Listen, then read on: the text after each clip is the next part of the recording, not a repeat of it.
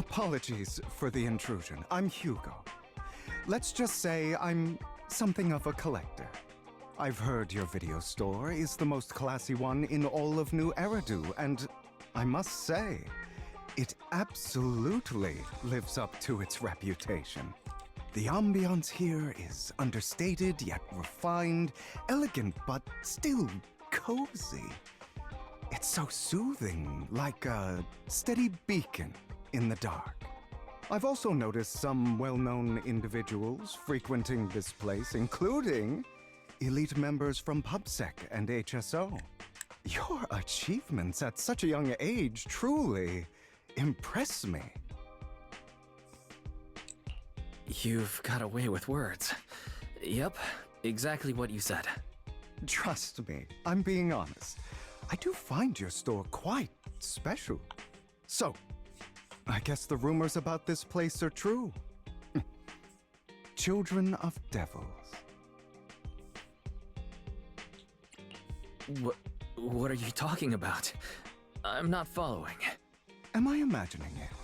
Or do you seem really nervous all of a sudden? Children of Devils is an old movie I've been searching for, but it's so niche I can't find a copy in good condition.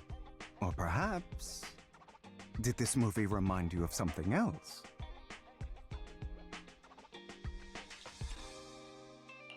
You're imagining it. I'm just surprised there's a movie we haven't heard of. No worries. Like I said, this movie is rather niche. Despite the word devil in the title, it's actually about vampires. I'm sure you already know. Vampires were a popular fictional concept back in the old civilization. Typically, they are pale-skinned, well-dressed, exuding a mysterious and dangerous aura. But beneath their immaculate facade lie lethal fangs for draining human blood.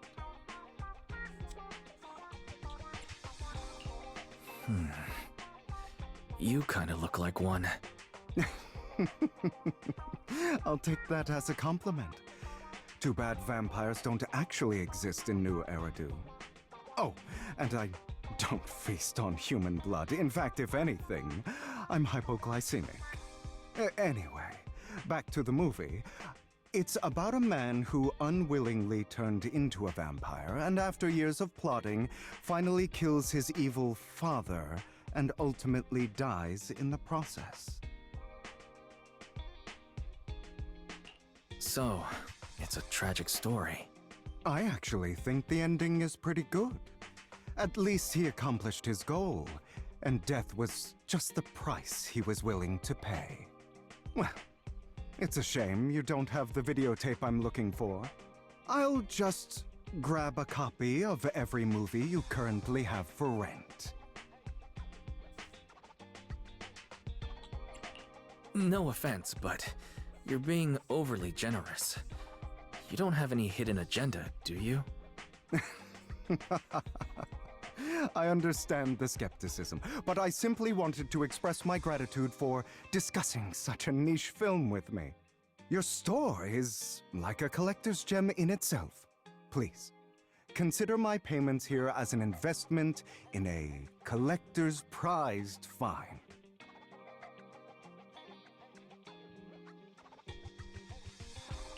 Your definition of a collectible is pretty broad.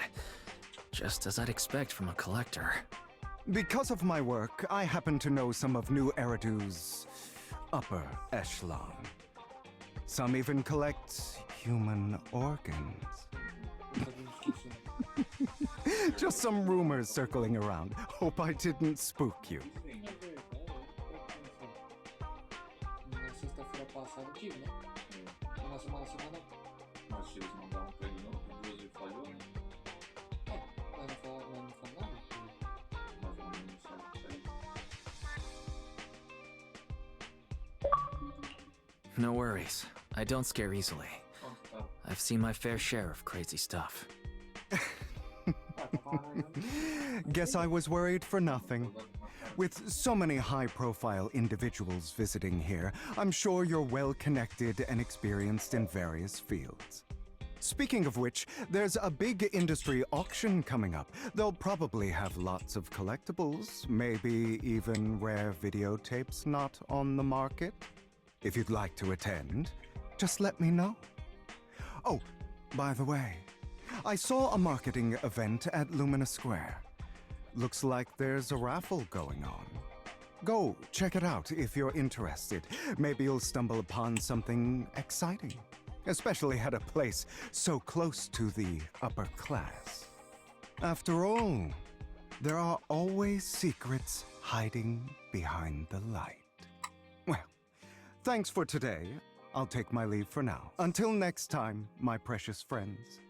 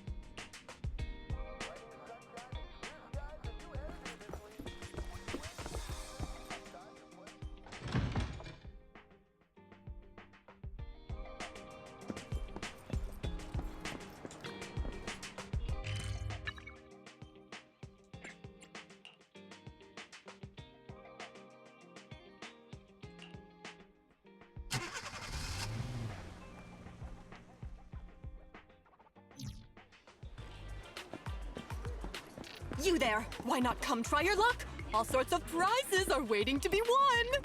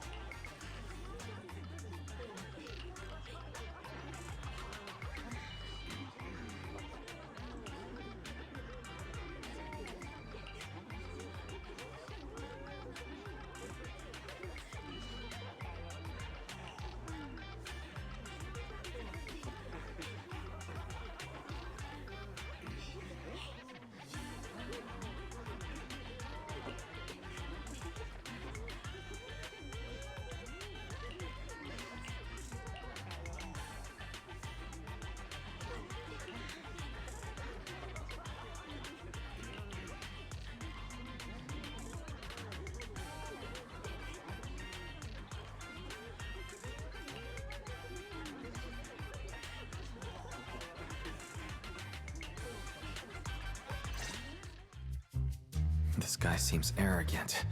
Maybe I should take a tougher approach with him. Quit the act. I've seen right through you.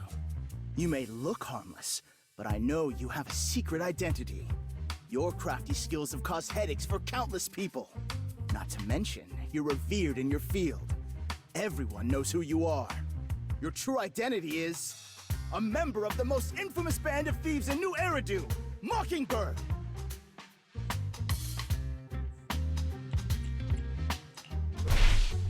Actually, I'm more infamous than Mockingbird. What?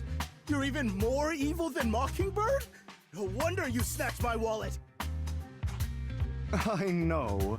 Now might not be the best time to say this, but I'm genuinely curious about your true identity.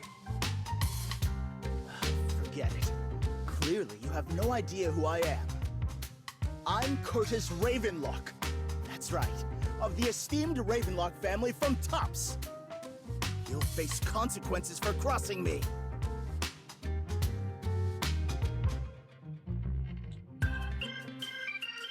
You might want to keep it down. People say the Ravenlocks have a questionable reputation. A bunch of lies. My family has a long and prestigious history. Those people are just slandering us because they're jealous. The Ravenlock family did have its golden era, but they've been on a decline lately. Anyway, you were the only one next to me when I lost my wallet. It has to be you. Just admit it!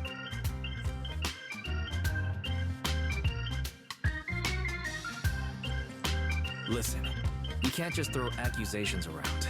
You'll be held accountable for what you say. I did not steal your wallet, but if you insist that I did, let's go to PubSec together.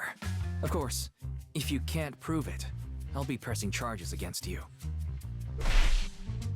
Press charges? That's a bit too extreme, don't you think? Looks like you found the right approach to deal with people like him.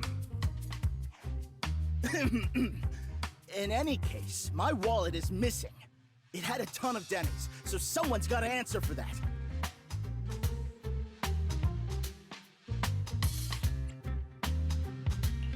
No one's responsible for your wallet except you. Let's be real. You're just trying to shift the blame. You! No one's ever dared to speak to me like that before. Clearly, your accusation is baseless, Mr. Ravenlock. Your outfit, while elegant, shows unironed creases and noticeable signs of wear. You've likely worn it for a long time. Plus, the wet ink on your cuffs suggests that you rushed straight here from your workplace. Likely so you wouldn't miss today's raffle. All in all, it's clear you're not well off and quite careless. Chances are you lost your wallet yourself, and it probably didn't hold much cash. Is that why you jumped to accuse others? Hoping to leverage your family name to make a quick Denny? That's utter nonsense! Regardless, you owe this person an apology. Damn it! You regret this. Just you wait! I really hate it when innocent people are wrongfully accused. But it's all over now. I hope it didn't ruin your mood. Good thing you're here. Otherwise, that guy would have kept arguing forever. I didn't really do anything. You outsmarted him all on your own. It's a relief to see him get what he deserves. He should have known what would happen the moment he falsely accused you. People like that should have a taste of their own medicine. That sounds fair to me. Unfortunately, we don't usually see such fairness in our world, do we? That's why sometimes I don't mind resorting to unconventional methods to right the wrongs. You seem to be implying something. Don't tell me... A good movie never spoils its ending. But feel free to speculate. Anyway, it was nice running into you. Please, accept this raffle ticket to mark the occasion. May it keep you away from shady people and situations and bring you good fortune.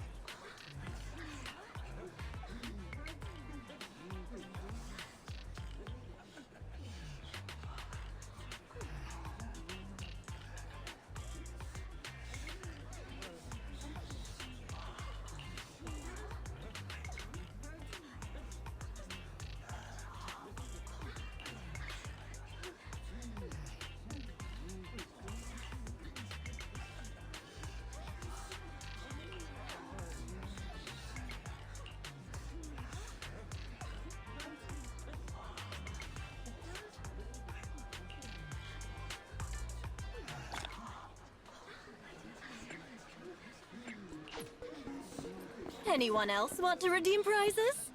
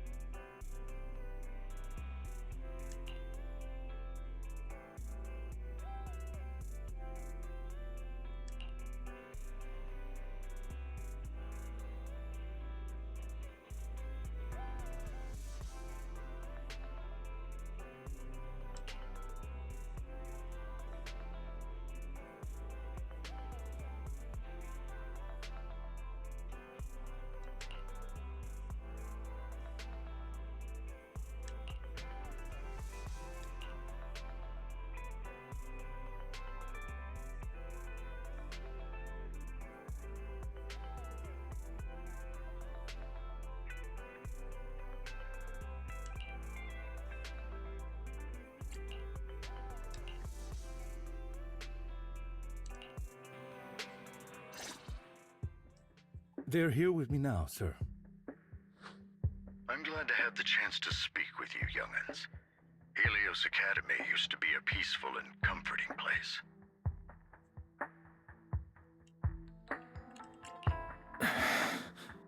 I know you still can't fully trust me, and I understand that completely. But please do know that I mean you no harm. Your teacher, Carol, and I, we used to be friends. She was a kind person. I was truly sorry to learn that she was the one held responsible for the fall of the old capital. She was innocent. There must be something else behind it. I I hope so too. It's just that the fall of the old capital still weighs heavily on us all. But I believe you just got caught up in all of this. I'm sorry for what you've been through over the years. It must be tough. One day, we'll find the evidence to clear her name. Then I sincerely wish you success. The real reason I reached out to you is to tell you something very important. Something about your eyes. I stumbled upon some of the data Kara left behind. She spent much of her time studying ways to minimize the side effects of your eye implants. Teacher. She was always looking out for us. Yes, which is why I believe this was her final wish. As her friend, I want to see it through. Simply put, your eye implants are directly linked to your brain, and their functionality depends on your body's limits. As a result, the HDD system takes up a part of your body's capacity. This leads to certain issues, the most notable being that it suppresses your innate ether aptitude. I brought in a team of specialists to analyze Carol's data samples, and after some effort, they created a plan to upgrade the HDD system. After the upgrade, the HDD system will operate with significantly reduced power consumption, allowing for a substantial boost in your ether aptitude, or rather, a restoration to its original level.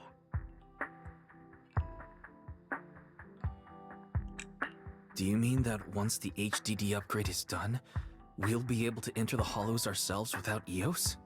Exactly. You'll likely experience some discomfort at first, but you'll get used to it over time. I'll have the specialists from Marcel Group continue monitoring your physical condition to reduce the burden on your body and help restore your ether aptitude more effectively. Are you really giving us such advanced technology for free? Feels like there's gotta be some kind of catch. Besides, you must have known about us for a while. So why wait until now? I'm not asking for anything in return. As for why I didn't reach out sooner, truth is, from what I've learned, your eyes possess even greater power. Perhaps the power within you could affect all of New Eridu. But you must understand, power is a double-edged sword. It can be used against enemies or allies. As the mayor of New Eridu, I must ensure everyone's safety, so I hope you'll forgive my caution. I'd been observing you for some time. That said, I'm confident to say that everyone at Victoria Housekeeping speaks highly of you. Miss Bell and Mr. Wise are both kind and honorable individuals. I believe they'll use their power for the right cause. Yeah, they're both good people. Thank you for your kind words. Even though we have no idea what this power is. You're not just making it up to get our hopes up, are you? Of course not. It's just that I don't have much information right now. I'll let you know as soon as I do. Well then, I'll let Lycon assist you with upgrading the HDD system. Rest assured he'll guide you through everything. You should be able to follow him with your knowledge.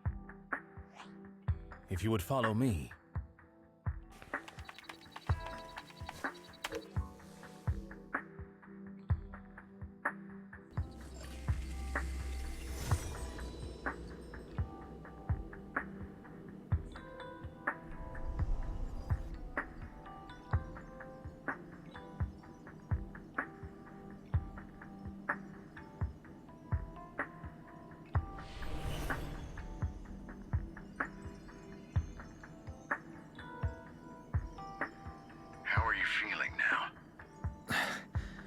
All good, I think.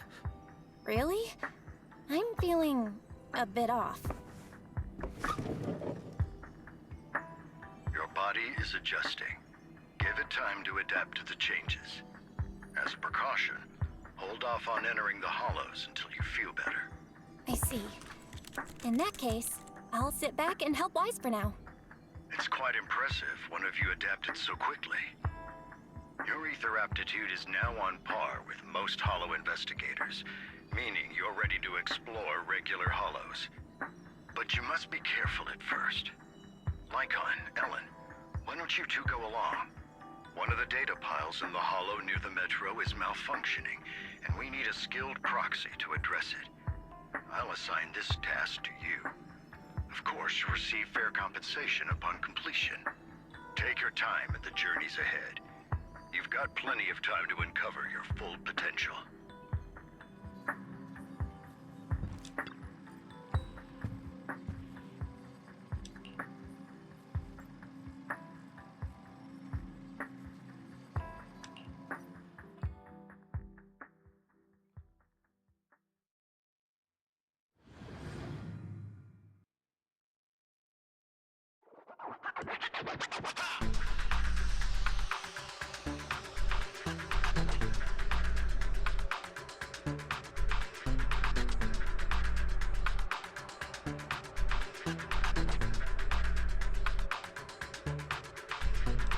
Master Proxy, the data pile that the mayor mentioned is in this direction. Let's keep moving.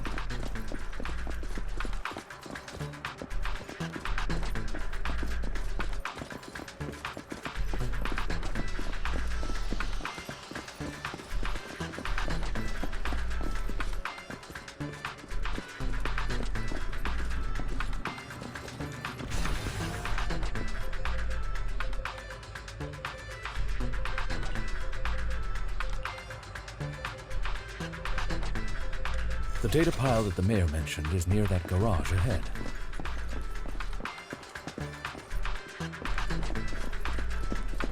Let us make our way over. What a pain. There's nowhere else to go. We'll have to move the...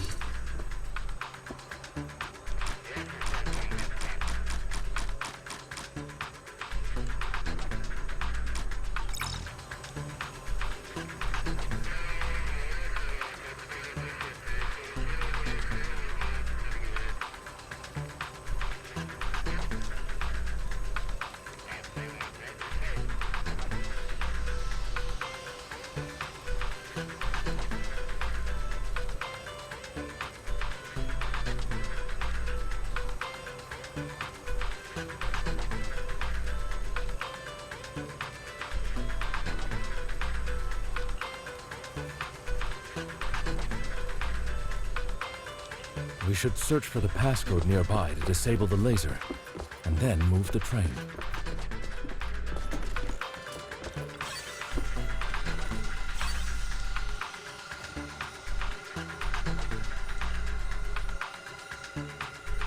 Ah, I get it now. We should be able to enter the passcode now.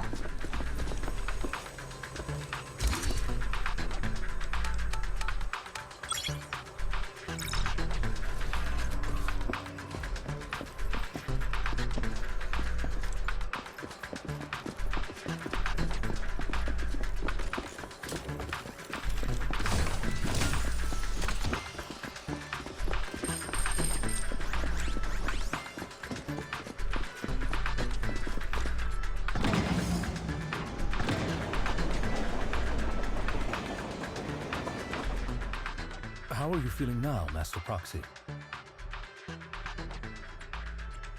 Fantastic. I'm relieved to hear it. If you feel any discomfort, please, let us know at once. Yeah, I'll carry you on my back if needed.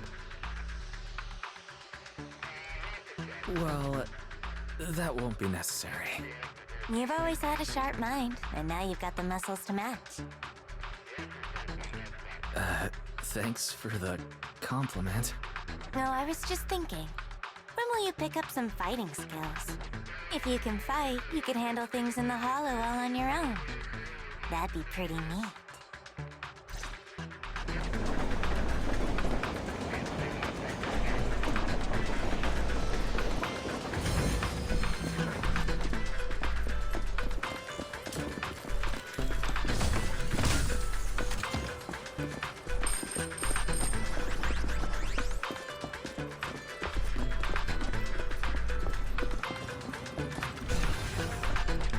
Master Proxy, the data pile is right up ahead.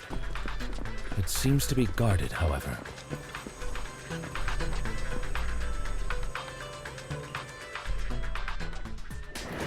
Worry not, Master Proxy. We'll... Thank you. Sorry. I still need you guys to protect me. Seems like I'll need to work harder.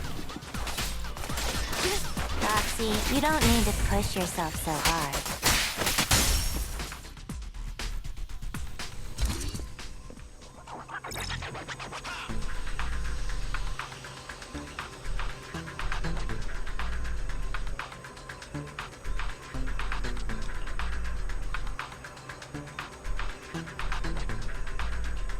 Oh, it's another passcode. We should be able to find the passcode nearby. Let's keep an eye out for it.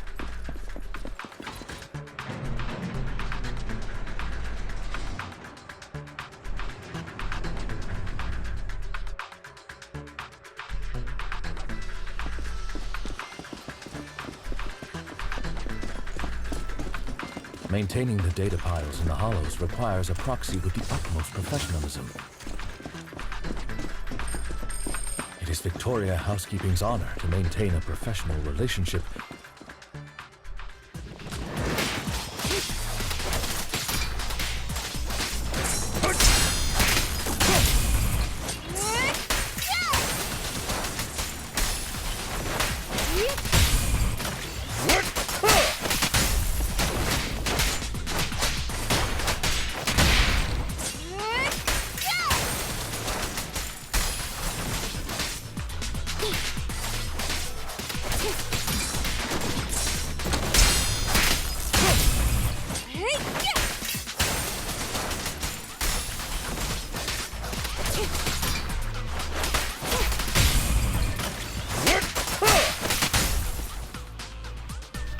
Master Proxy, let's take a look around this area. We might be able to find clues regarding the passcode. This should be it.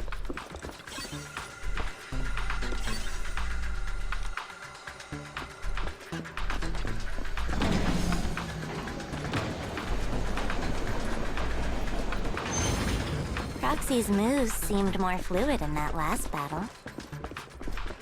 Thanks, but all I did was dodge. Nimbly evading. Master Proxy, this should be the second passcode.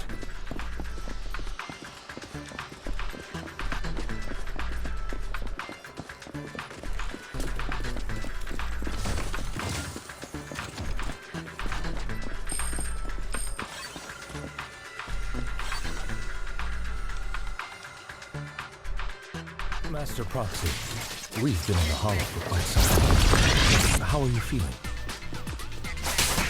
I feel fine.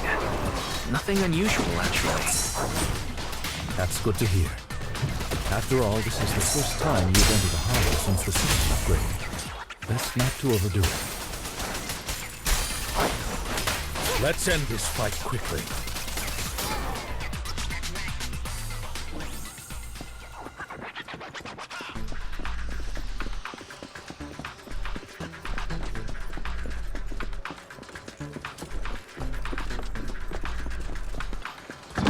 Passcode is here.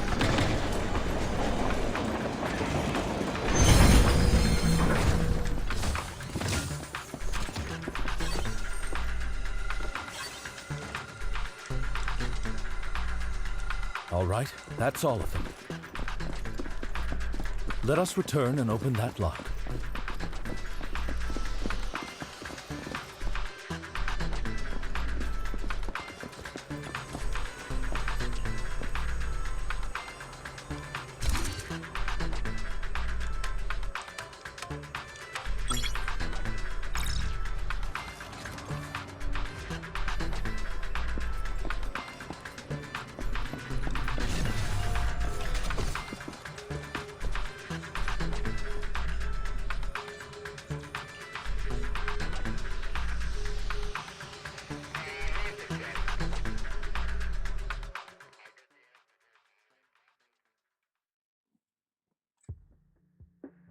The mission was a success, sir.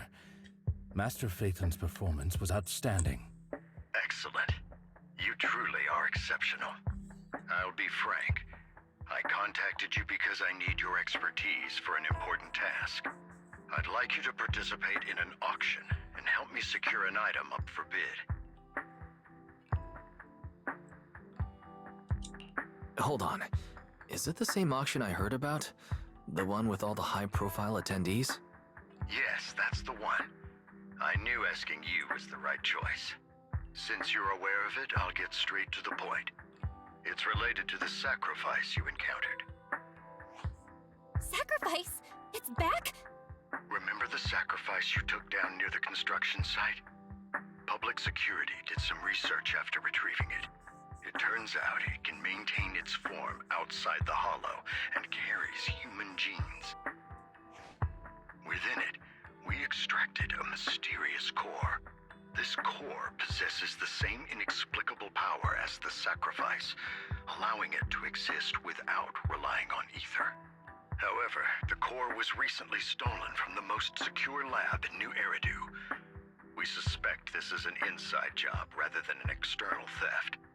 We searched extensively without success, until I saw the auction flyer. The core has been concealed within an auction item. So you want us to bid on it at the auction. But why us? The power of the sacrifice is highly volatile and destructive. We must keep it confidential, at least for now. And I, as mayor, am not suited to participate in the auction myself. Plus, I'm running checks on my inner circle due to the theft. Frankly, there aren't many people I can trust. Don't worry, the funds are covered, and Victoria Housekeeping will be assisting you. Of course, this hinges on one condition: your willingness to aid me. All right, we'll give it a shot. Thank you very much. I knew that I could rely on you. The only hurdle now is the invitation. It's exclusive to Tops, so obtaining one might take some time.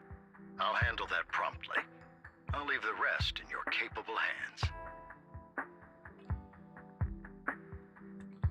You seem a bit puzzled, Master Proxy.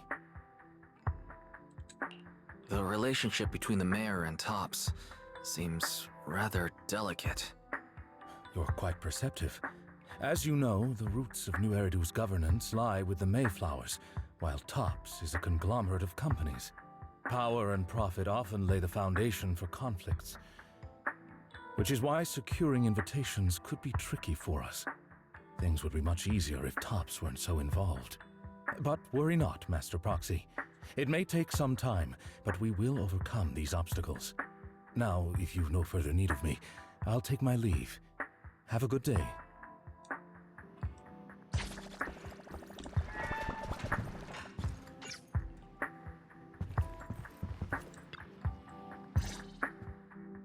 Didn't that collector Hugo mention if we wanted to attend the auction, we could give him a call? But he didn't leave us his contact information. Odd, right? If he wanted us to contact him, why not leave a number? Did he just forget?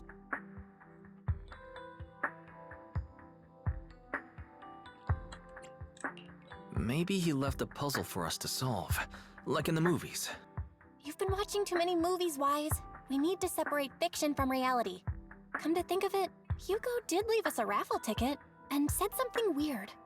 He said something cringy like, "There are always secrets hiding behind the light." Wait, don't tell me.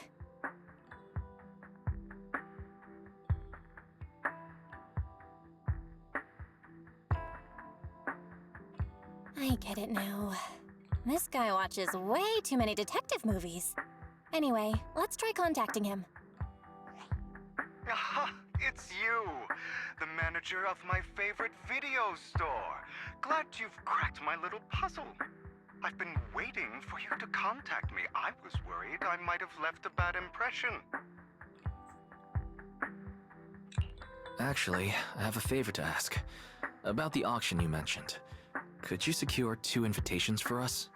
Ah, so you'd like to attend the auction? I'd love to assist, but unfortunately, I have some tasks at hand. But if you two can help me with my current task, I should be able to find time to get the invitations you need. What kind of task? Is it something I can handle? Nothing too dangerous, I hope. Don't worry, I would never put you in danger. Let's discuss the specifics in person. I'll wait for you at Dew Gardening Shop in Lumina Square.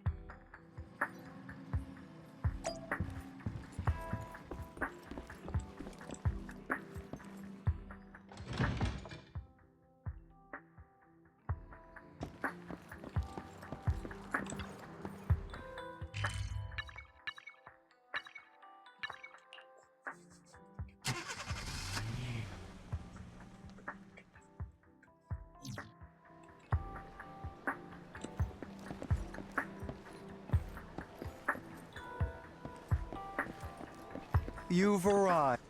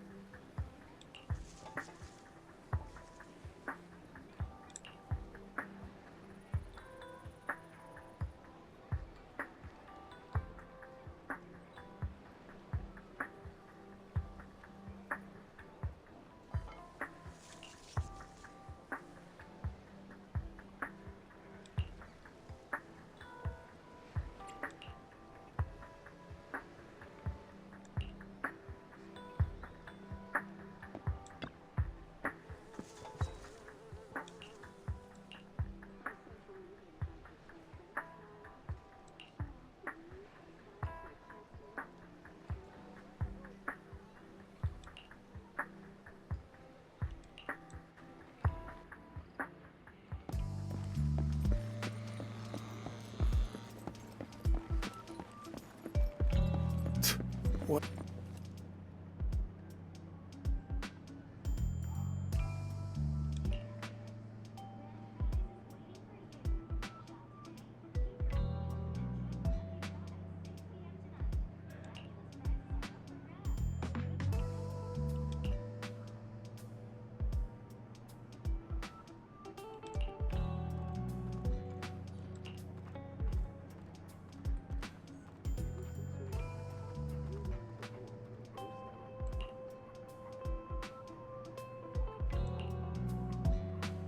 Another waste of my precious time.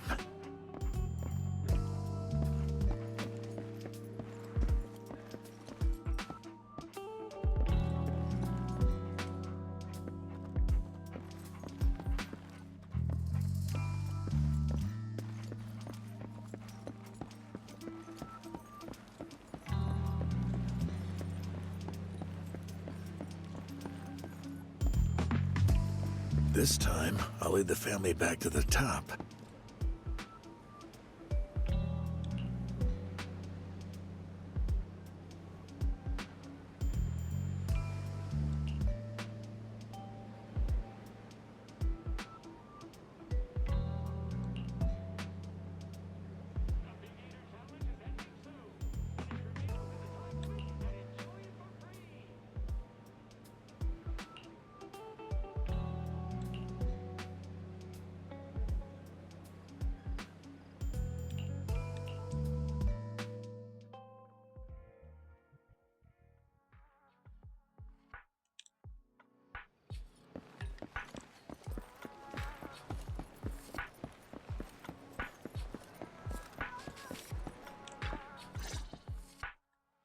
Good day, manager. Wonderful to see you again. You're as sophisticated and charming as always. About our previous discussion, I assume you've made some progress?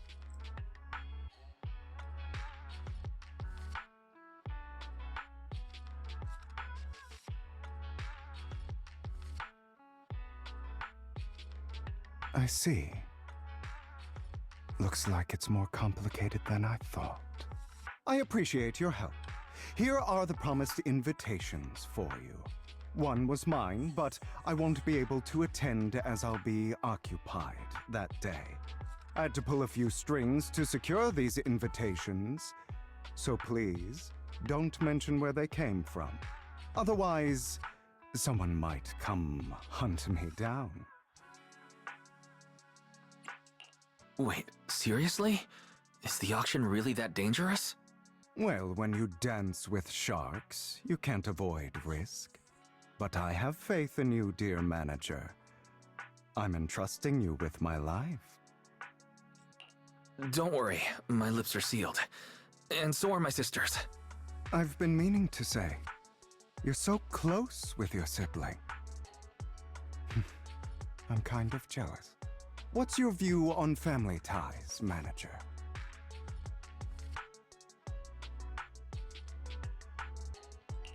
It's a bond you can count on. Like, no matter what happens, Belle and I have each other's backs.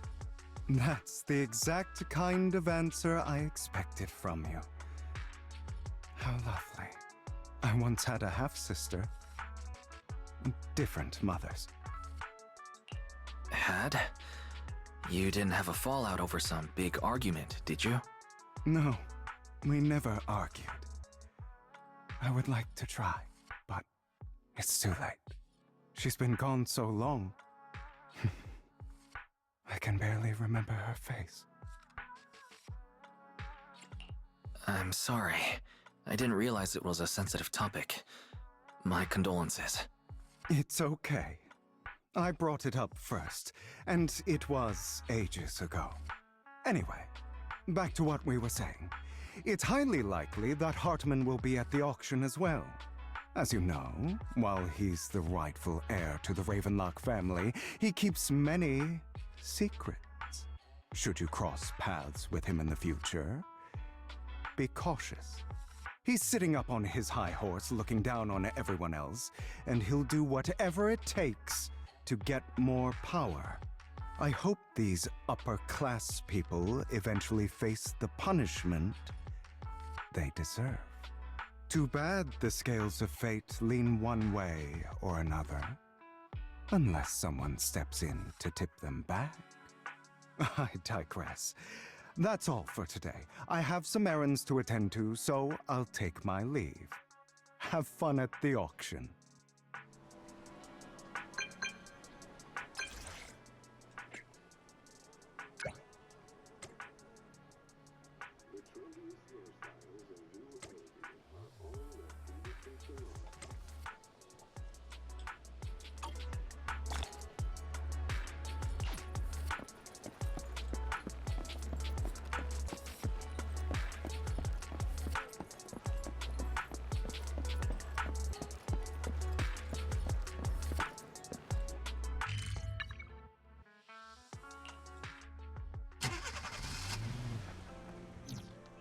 It is a pleasure to see you again, Master Proxy. It's been a while.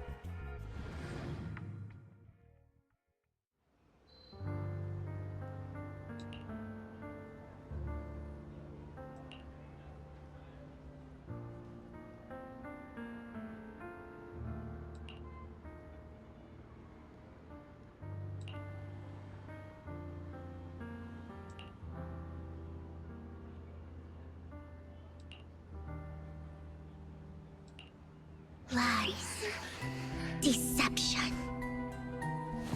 betrayal. I see swirling mist, shrouding the truth in a deep, enigmatic haze. Found you. Chosen one.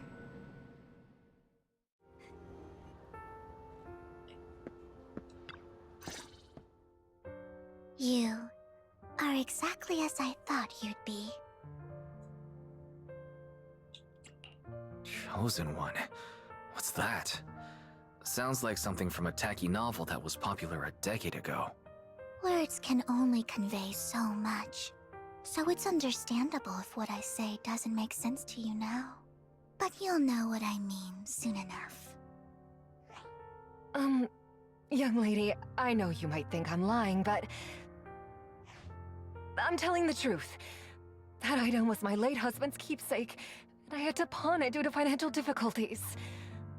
But I can't bear to see it auctioned away to who knows where. I'd never be able to get it back. Please help me bid for it. There's a hidden flaw in that item. If you point it out during inspection, it will be withdrawn from the auction and returned to the pawn shop. That way you won't have to pay for it. In return, I'll offer you some compensation. It may not be much, but it's all I can manage. Please. Mom, please don't cry. Your story might be genuine, but your intention is not. Besides, this has nothing to do with me. Your misfortune is not my concern. Young lady, You don't look like you're struggling for money. How can you be so cold-hearted?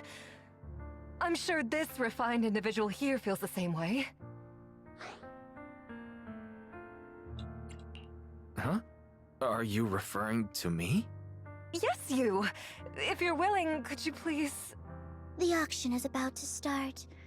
I'm not sure how you gained entry, but I'm sure you don't want to be driven out with your daughter. And you? Here's a little piece of advice. Don't let your sympathy easily sway you in an auction like this. Otherwise, you might get swindled. I'm Vivian, by the way. Pleasure to meet you.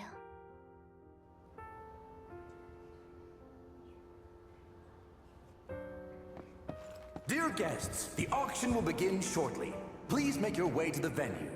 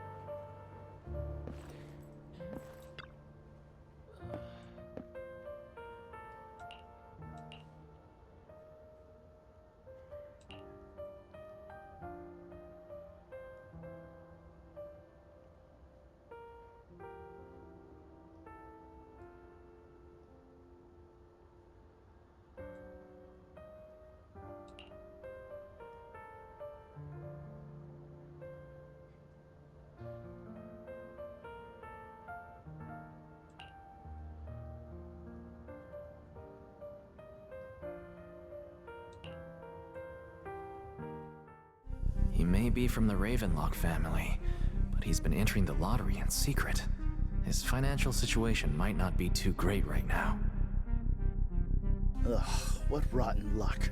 I didn't expect to see you here. I won't back down this time. Well then, let's double our bid. A commoner would never bid so high. Damn it. A strong move, setting the tone right from the start. You should just give up already. I'm dead set on getting this item.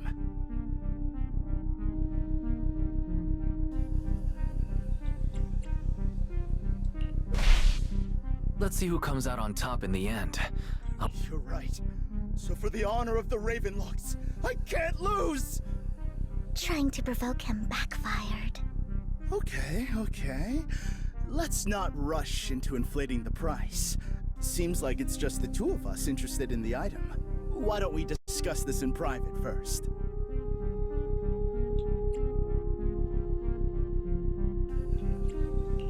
No matter what, I won't back down. Ugh, I didn't expect you to be so determined. This is the perfect moment to shake your opponent. You're really stubborn, huh? Is it really worth arguing over such a small collectible?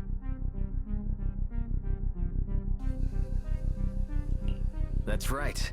The Denny's in our pocket is our biggest advantage. Host, I'm raising the bid. The price is way more than it's worth. Forget it, I'm out. It's a bit overpriced, but it's still acceptable. Regardless, congratulations on your winning bid. Though in my opinion, its aesthetic style is a bit ahead of its time. But as long as you like it, that's what matters. After all, the true value of art is in the love people invest in it. The next item is truly exceptional. The final creation of a legendary artist, the only one of its kind in all of New Eridu. The artist's tale is quite fascinating. Unrecognized during his lifetime, his works were discovered by art collectors after his death and became hugely popular. Because of this, authentic works are few and far between, making each one incredibly precious. And this stunning final piece, anyone who loves his work won't want to miss it. Without further ado, let's get started! Starting bid, 200 million Dennies! If I can get it for under 500 million, I can still turn a profit. 300 million! If I'm not mistaken, Wise, isn't that the item the woman asked Vivian to bid on? Yeah, that's the one. If our budget allows, perhaps we should. 1 billion. Even if his final piece is a collectible of this quality, starting at $1 billion right off the bat. Since she doesn't have to earn her own money, any bid is just a number to her. Was that Vivian? Wow, she just said, "Don't let your sympathy sway you," then went ahead and bid anyways. Yeah, but she can literally afford not to take her own advice. Ooh, this elegantly dressed lady certainly has refined taste and deep pockets. So, is anyone ready to challenge this young lady? Invest in the legacy of a talented artist who left us too soon. Its value could double in the future. I'd advise against it. I'm going to bid on this no matter the price tonight. This young lady is certainly very confident. Our time is almost up at $1 billion. Going once, going twice, going 3 times. Sold for $1 billion. All right, ladies and gentlemen, that concludes the first half of the auction. Please feel free to unwind in the lounge for a bit, as more treasures await in the second half.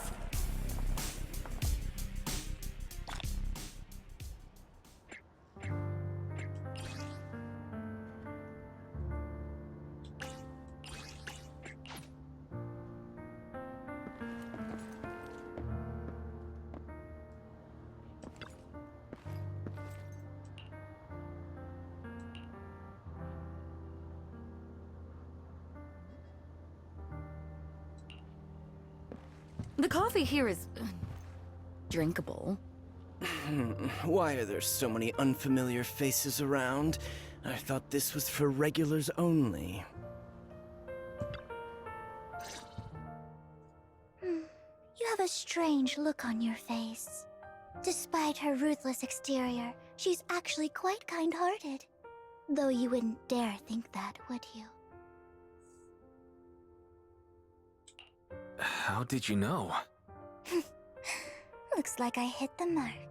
Just to clarify, I didn't assist that woman out of kindness, nor do I plan on giving up the item I just purchased, because it's nothing more than a common scam. A scam? So you're saying that woman is a fraudster? They'll tell you a tragic story, begging you to help bid on a collectible at a high price. They promise a reward and guarantee the item will be withdrawn from the auction, so you think you won't have to pay anything. But the reality is, once you bid, the deal is done. No going back, and you end up shelling out a hefty sum for something worthless. So why did you still bid on the item? I really enjoyed the story of that legendary artist. Art at its essence sells stories, doesn't it? I'm willing to pay the price for the stories I choose. That's another lie. Looks like you believed me. Okay, you got me again. Let me give you another piece of advice. Appearances can be deceiving. People often mask their true intentions. Sometimes, what you can't see is the real truth.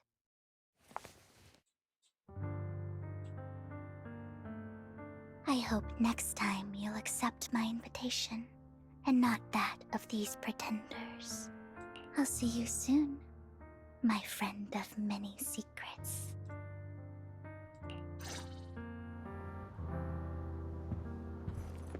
The second half of the auction is about to begin. Please make your way to the venue.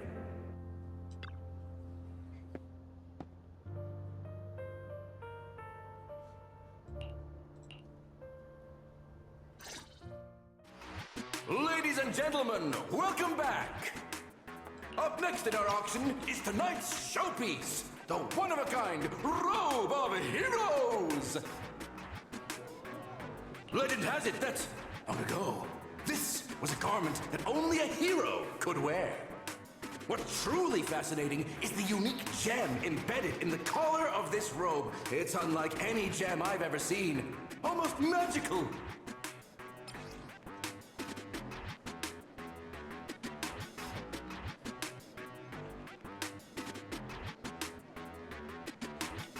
Wise, that gem's probably what we're looking for.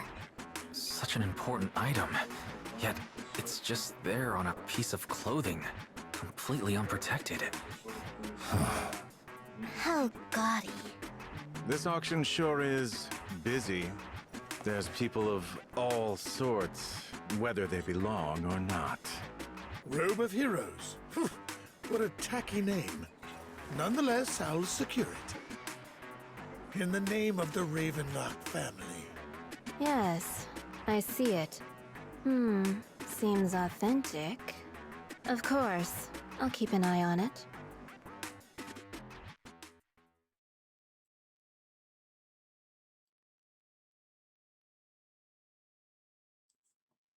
I didn't expect this to drag on so long. I believe there is no meaning in continuing this senseless bidding war. Frankly, wasting time irks me more than squandering money. So, my friend, let's cut to the chase. What did you have in mind? This man is pretty shrewd. Maybe I should match his energy.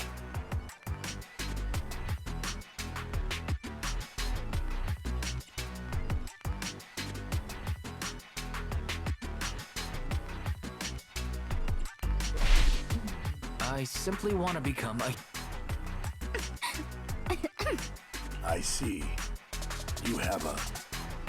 While this banter is amusing, Master Proxy, it's unlikely to resolve our current dilemma. There are more antiques in this auction than just the robe. Why rush into this? You might find something else you prefer.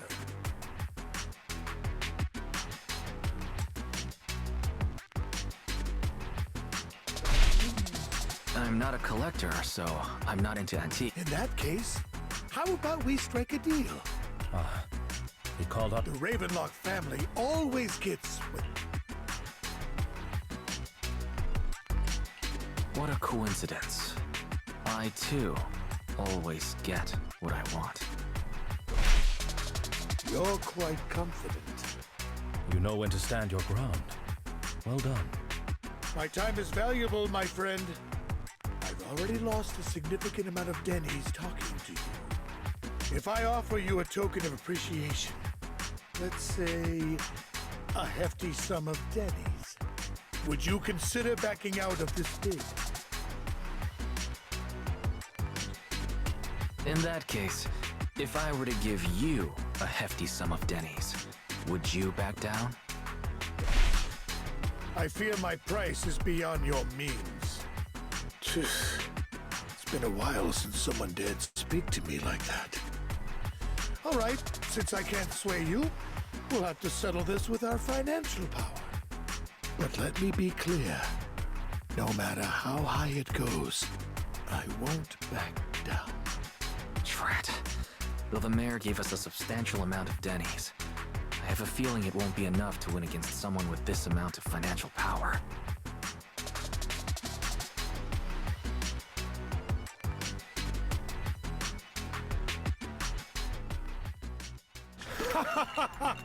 Thank you, everyone. It appears I'm the final winner of this auction after all. Well, I'll be taking this masterpiece with me. Of course. I must extend my sincere gratitude to all of you. Damn it, we almost won! Ugh, Denny grabbing jerks. I got a message from Hugo. He wants us to... Look up? What happened? Why'd the lights go out?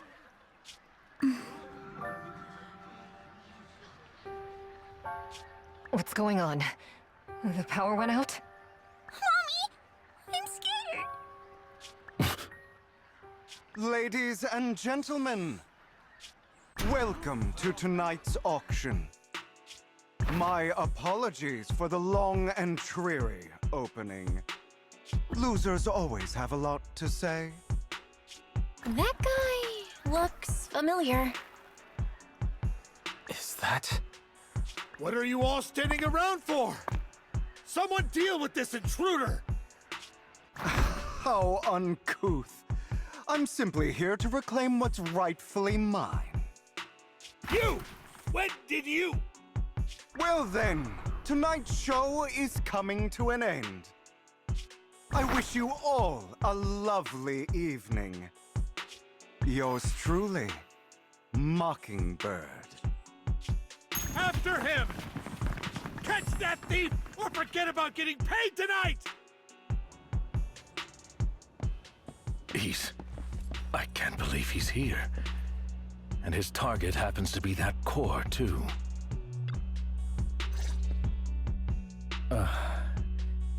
Forgive me, Master Proxy, but that...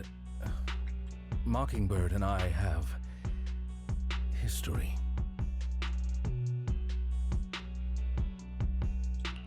You might find it surprising, but I know him too. You do?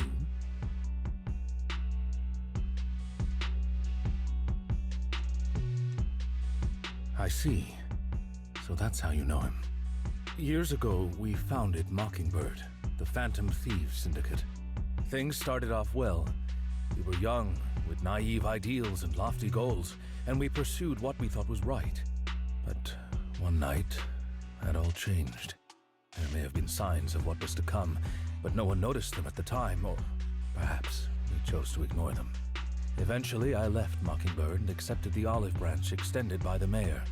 The separation was, shall we say, less than amicable. And my dearest friend became my sworn enemy. Master Proxy, if I may ask, what do you think of Hugo?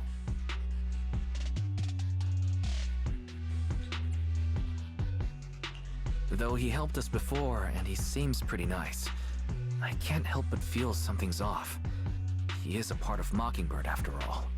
Mockingbird has changed from how we envisioned it. And Hugo too, No, it's nothing. In any case, he is very dangerous. I'm still unsure of his intentions, but we cannot risk letting him have the sacrifice core. Based on my past experiences, I can likely predict the route he'll take to evade his pursuers and escape. However, this path lies within the Hollow. Master Proxy, can you... Let's head straight there. I'm feeling pretty strong right now. Very well. Please, follow me then.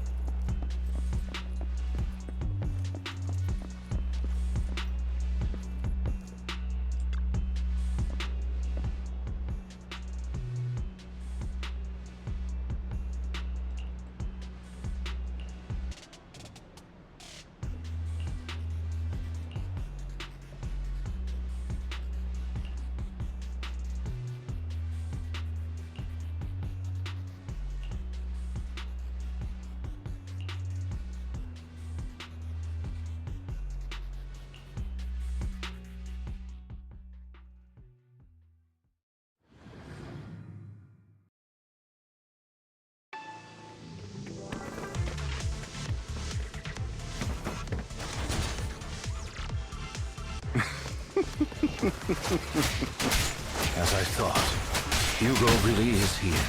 When we were still working together, he would often choose routes that were difficult to attack, yet easy to defend. Don't worry, Master Proxy. I'll catch him. Master Proxy, the layout of the port is complex. Ethereals may jump out from any corner. Do be extra careful.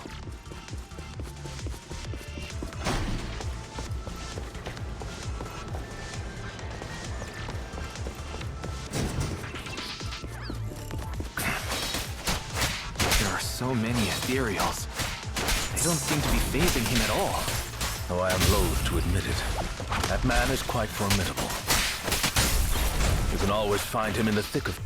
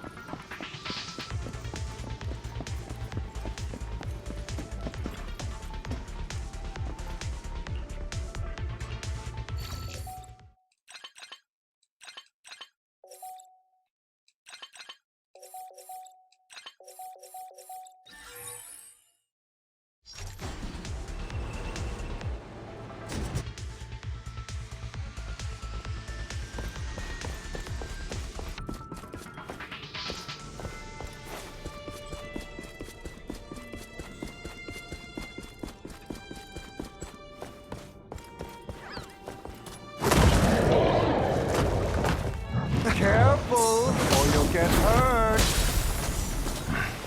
I'm not going to let you have your way. Master Proxy, that's one of Hugo's weapons. Make sure to avoid it. It may look like a coin, but it's actually a dart. He carries around a briefcase filled with all sorts of weapons. It's quite the hassle to deal with. He's extremely familiar with this place. Master Proxy, dragging this out will only be to our disadvantage. Let's proceed through here post-haste. Move, please.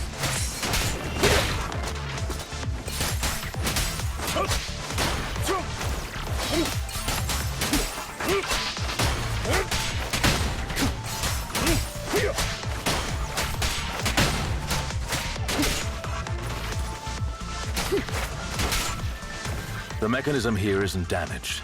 It's still functioning normally. Something's not right. It feels too easy, almost as if let us through on purpose.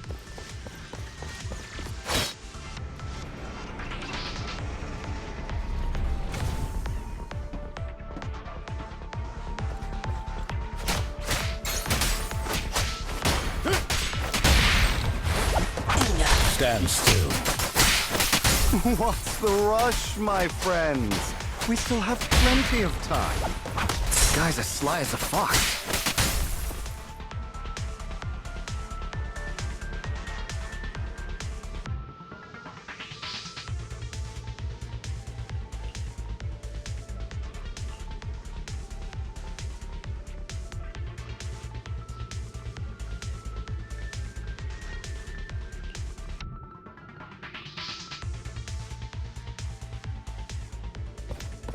This must be the right way. Not to worry, Master Proxy. We'll be able to catch up to him soon.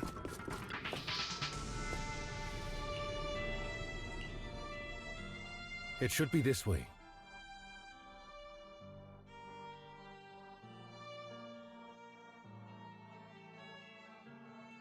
Are they from the auction? No, they shouldn't be able to track Hugo here. They're likely just Hollow Raiders. Back then, Hugo would typically retreat into a hollow after securing the goods. And as his partner, I'd be responsible for leading the pursuers astray. I'm unsure if he has a partner now, or who they might be if he does.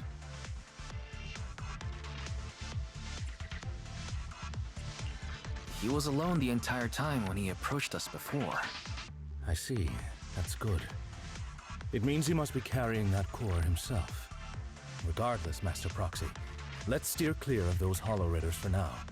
Although I'm confident in my ability to defeat them, a clash here might delay us and jeopardize your safety. Our main focus now is locating Hugo and retrieving the gem.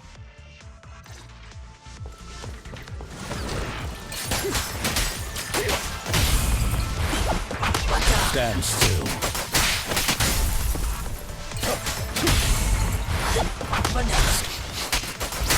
He should be nearby.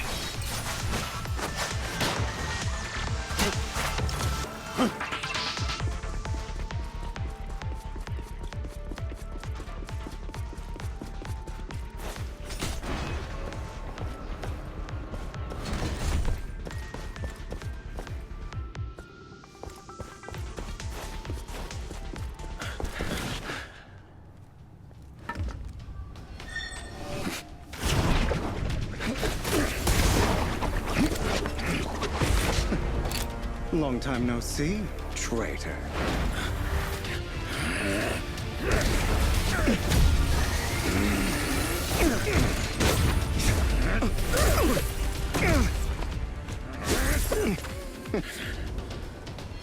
It was you who broke the oath, not me.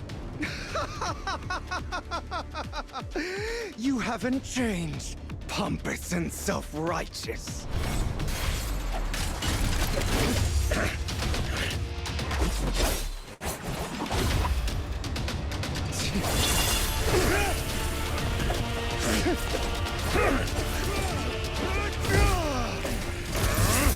Beyond reason! Both of you, enough already!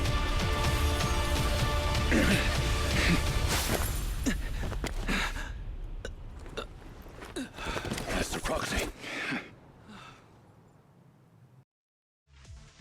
Are you all right, Master Proxy?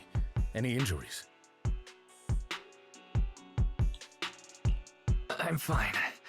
I just forgot I wasn't using Eos. I thought your attacks would just go over my head. I'm not used to being this tall, I guess. Rest assured, Manager, my blade has always been steady. I'll never point my weapon at my allies, especially not you. As for that oaf, he has no sense of control in the heat of battle, even turning on his own comrades. I'd thank you not to spread lies. What? Are you denying it? I merely spoke the truth, didn't I?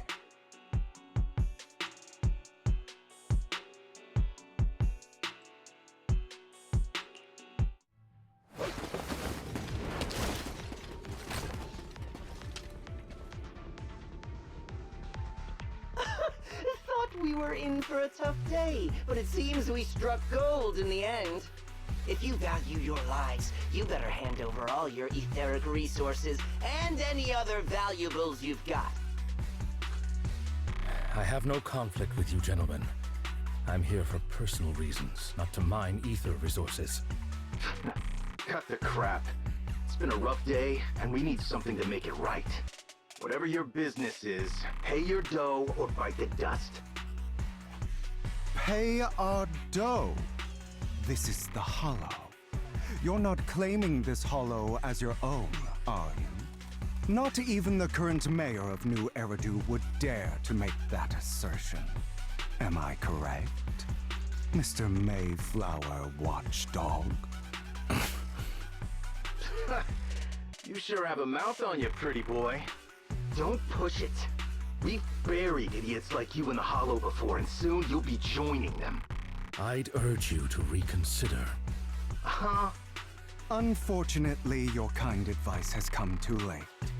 They've already worn my patience thin.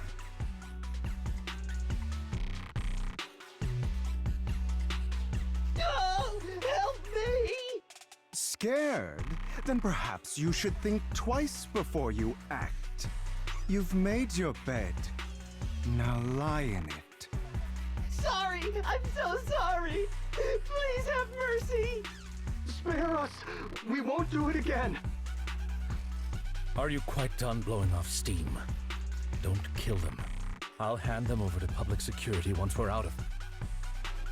Who do you think you are to tell me what to do?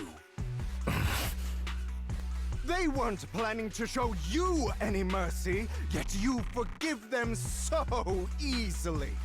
You haven't changed at all over the years, Lycon. To hell with you and your foolish fantasies of being some almighty savior. Haven't you learned your lesson from what happened with your eye and legs? My principles remain unshaken. No one has the right to take another's life. Sinners deserve punishment. Do you know how many lives they've taken? I'm merely delivering the justice the world needs. It is not our place to pass judgment. I know I will not sway you. There's no point in continuing this argument. I will stop you. I always will. Go ahead and try. I will defeat you. I always will. Be prepared to kneel before me, traitor. You talk too much. Answers.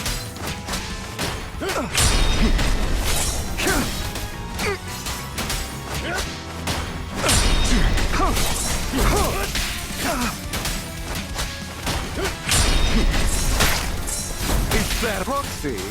I'd advise against trusting any... Do you two have to fight? My apologies, dear manager, but I'm itching to teach him a lesson. Shut up!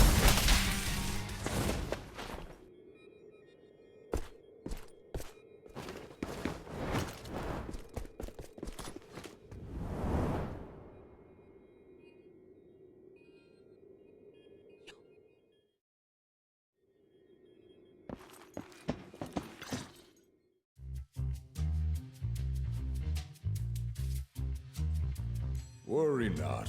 Mastery of my skills will come in time. But there's something more important I would like to teach you. Something about faith. Does a phantom thief even need faith? Of course. What else would we fight for? For wealth, fame, and power to stand at the top so nothing and no one can imprison us. Isn't that what everyone desires? Or perhaps, by faith, do you mean something asinine and empty, like justice, dreams, or friendship? Hilarious. Grow up, Lycon. It's time to let go of your naive fantasies of being some almighty savior. You just don't get it.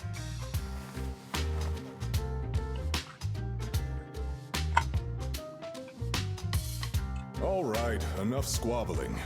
What I'm trying to teach you is very simple. I may not walk the path of justice, but I do not walk the path of evil.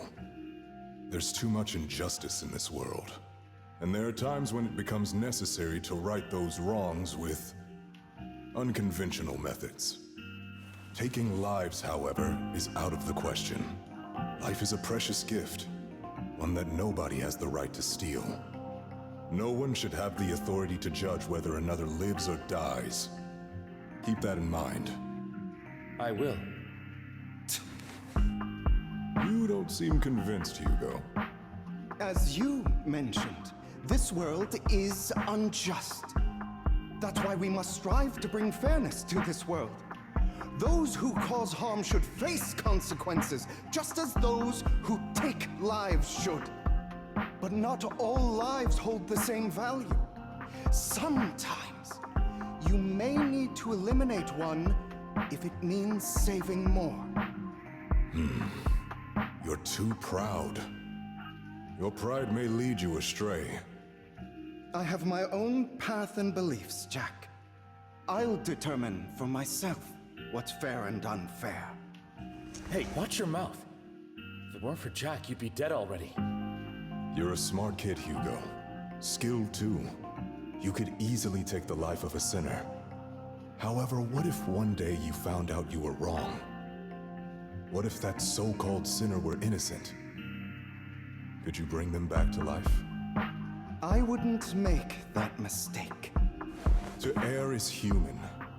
Everyone is bound to make mistakes. It's good you are open with your thoughts.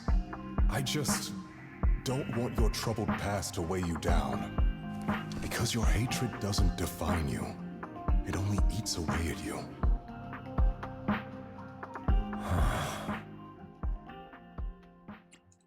Are you okay, Lycon? You've been quiet for a while. My apologies, Master Proxy. I was just reminded of some past memories. Before Hugo and I founded Mockingbird, we had a mentor, Jack. He took us under his wing when we were in dire straits, imparting his skills and life lessons. But Hugo didn't agree with his viewpoints. Perhaps our paths were always fated to diverge. I've been curious for a while now. What caused you two to split? Mockingbird, faced numerous triumphs, but also setbacks. And one of them was a disastrous one.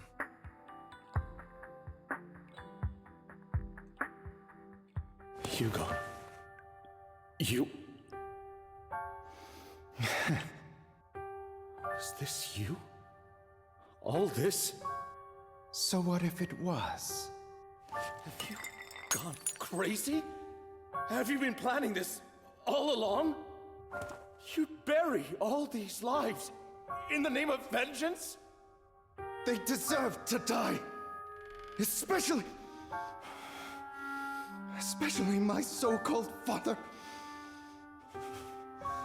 I should have killed him a long time ago. A really long time ago.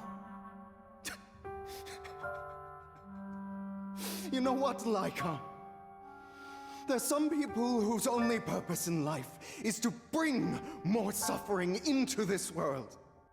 Sometimes murder is what brings justice back into this world. And for that, I must stain these hands in blood. Enough! I can't trust anything you say anymore. I'm leaving Mockingbird, now! Where are you going? Anywhere. Someone from the Mayflowers got in touch with me before. Are you mad? You know what those hypocrites in city administration are like. They're no different from tops. We fought them together all this time, and now you're leaving to serve as their lapdog. Are you going to turn your back on Mockingbird? Turn your back on me? The mayor is different from the others. But it doesn't matter. I'm not going to even try convincing you. As your friend, I'll give you one last piece of advice. Please, stop here. Otherwise, the day will come where your hatred and ambition will consume you.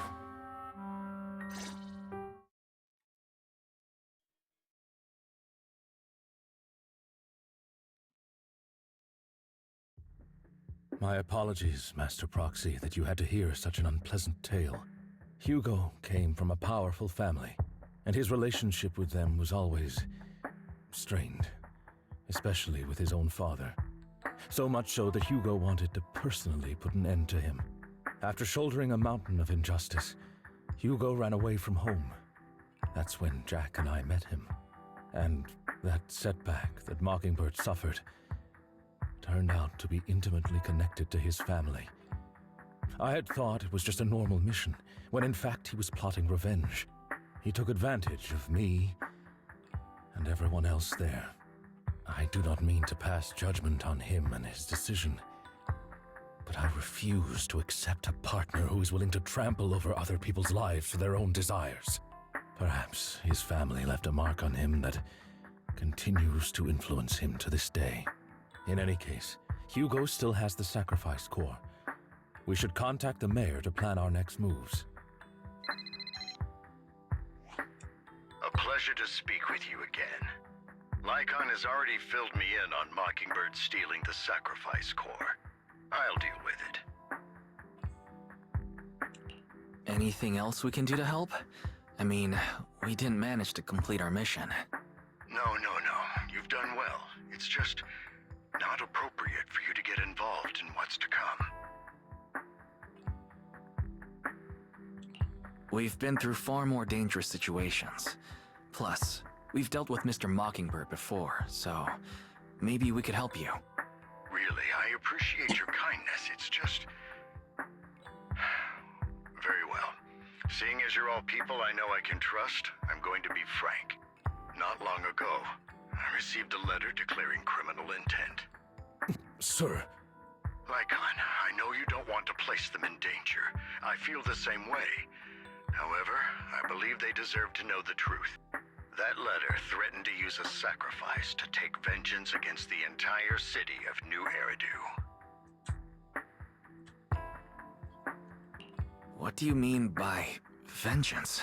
I believe the person, or the organization, who sent the letter is planning to use the sacrifice to mount a large-scale attack against the city. Everything we've uncovered so far seems to support this hypothesis. As you know, the sacrifice's true power is a mystery and cannot be controlled if anyone attempts to use it as a weapon. This is no small issue. If this gets out, it'll send the public into a panic. Please promise me you'll keep things confidential. Then let us help out. We can do our part too. But it's like I said before, it'll be too dangerous for you.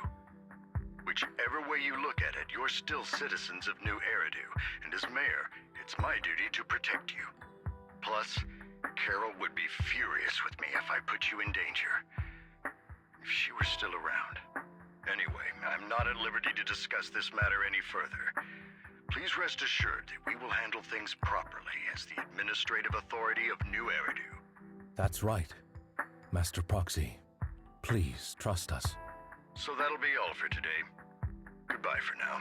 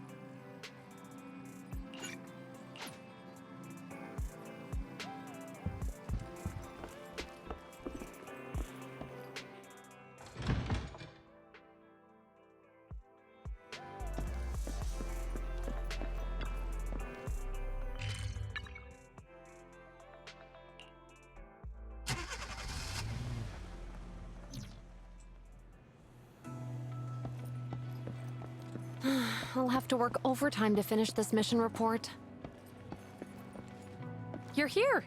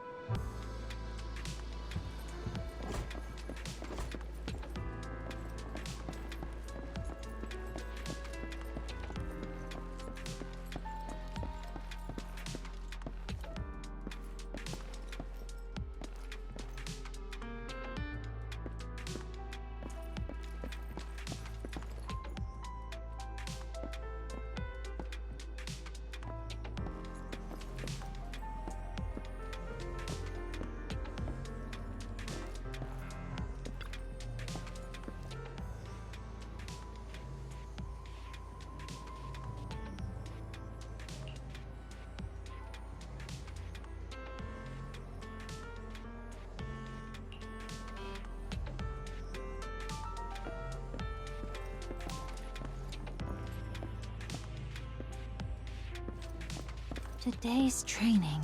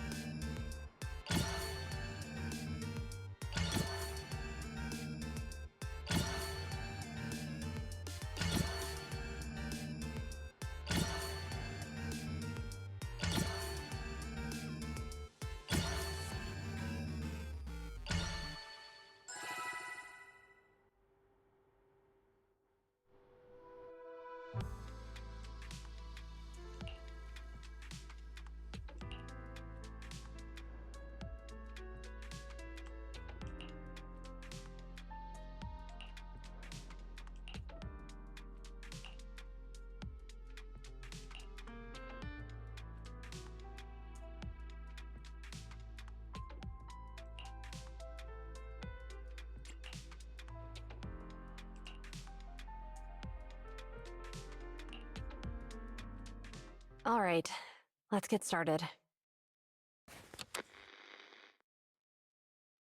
I'm probably not getting out of this hollow, but at least this tape recorder still works. Let's say these are my last words. I gave away my anti-corruption equipment to save those civilians, so I'm not in good shape.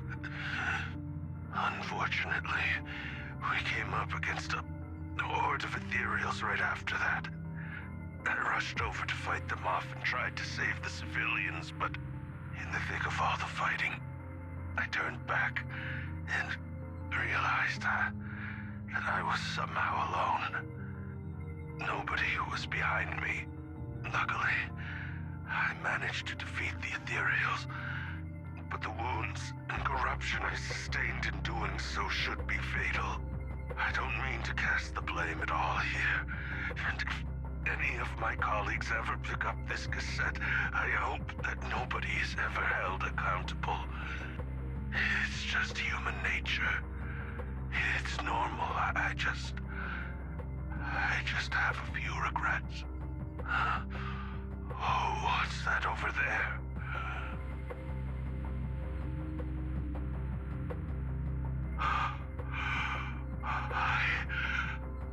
I've seen a miracle. Yes, that thing is right. So long as humanity is in constant conflict against the Hollows, we'll never be able to grasp true power.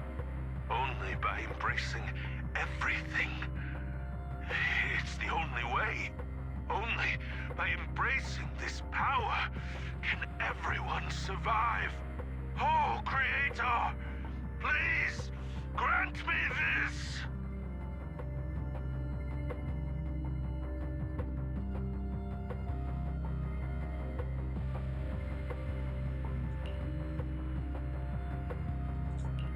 Are you okay, Julian? Don't be so down. Thanks. I'm okay. It's just... Even though we had our suspicions, now that everything is out in the open, I can't help but feel a little... Well, at least now I know the reason why he changed. What did Bringer say during the recording? Whatever it was, he called it a miracle. I saw the mission report from that incident. Bringer emerged from the Hollow unscathed, completely free from injury or corruption. Plus, I remember him rescuing a few civilians and walking out of the Hollow together with them. But if that's the case, then it's at odds with the audio we heard. Which one is the true version of events? It's possible that both are true. Like if Bringer actually met a real god that completely healed his body and helped him save the others. And that's why his mood changed so much. Why he started believing the Exaltists. Because he witnessed a miracle. That sounds like a reasonable speculation at this point. But it still exceeds the limits of what we know. In any case, it's a clue that ultimately points to the Exaltists. I'll keep pulling this thread and see where it leads.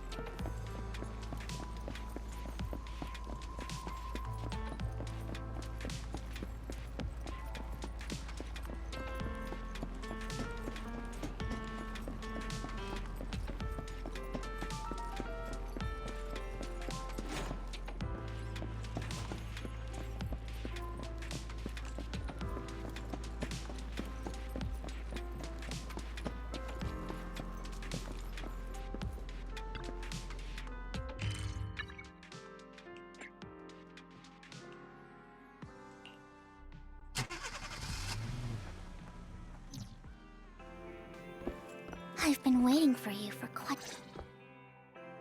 We meet again, Master Proxy.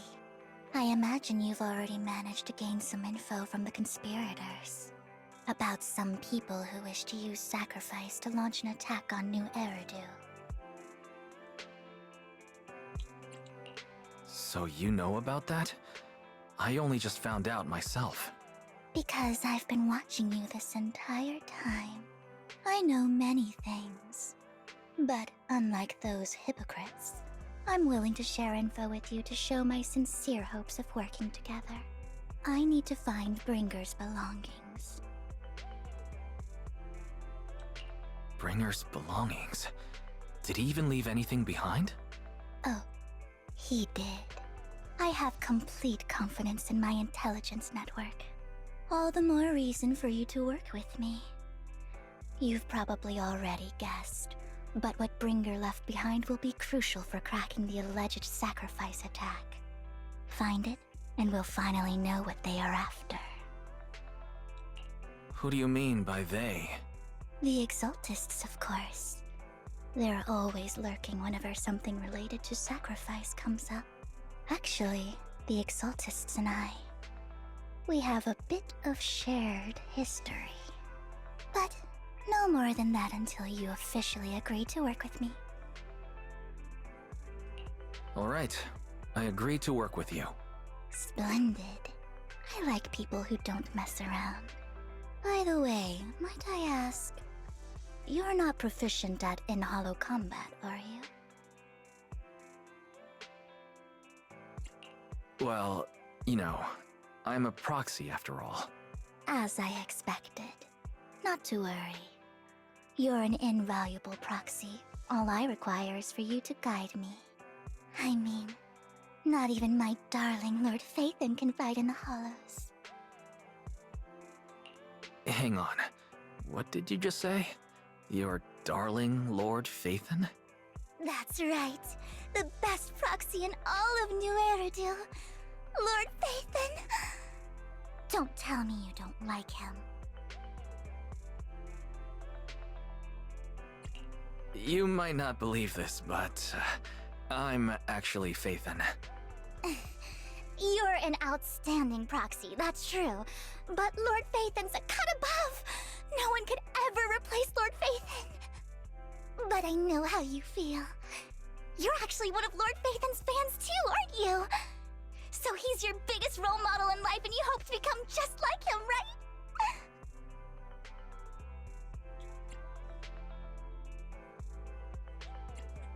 Fine, you're right. I'm actually a fan of Lord Phaethon. Then we're fellow fans! Wonderful. I feel so much closer to you now.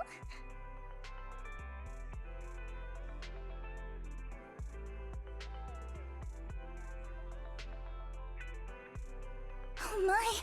Once I start talking about Lord Phaethon, I just can't help myself! Look at the time!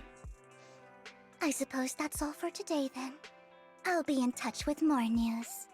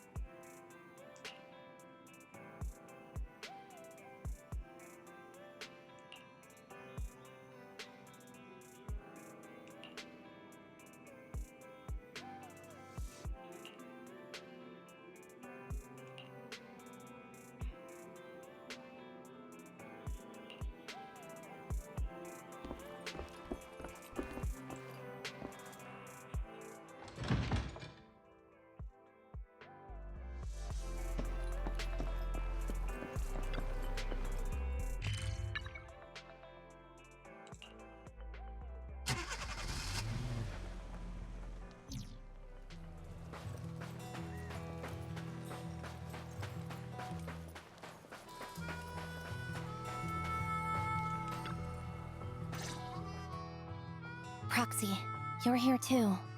I didn't expect to run into you here. What are you two doing here? And still in that outfit, Ambi? I'm here to investigate that incident.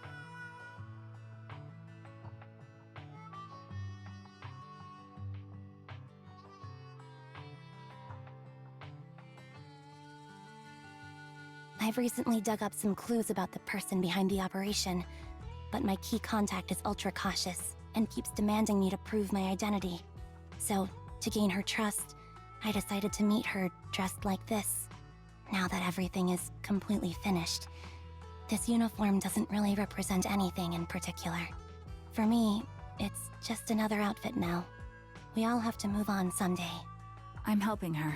I want to make sure whoever's behind all this is caught. Ah, and who's this young lady?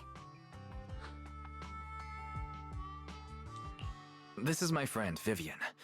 We're here investigating a few things ourselves. Ambi, one of the Cunning Hair's most powerful members.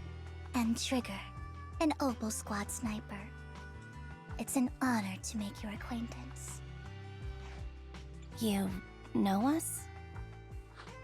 Looks like someone's done our homework. Is it because of the proxy? You two are practically celebrities. And because of my work, I've got loads of info when it comes to anyone with a name around New Eridu. I see. Seems you're handling your work well. Let's prepare to enter the Hollow. Unless you have any further questions, we'll be taking our leave now. You're going into a hollow? Proxy, you plan on going in like that? Yeah, that's right. I've recovered quite a bit lately, so I don't need any protective equipment in the hollows.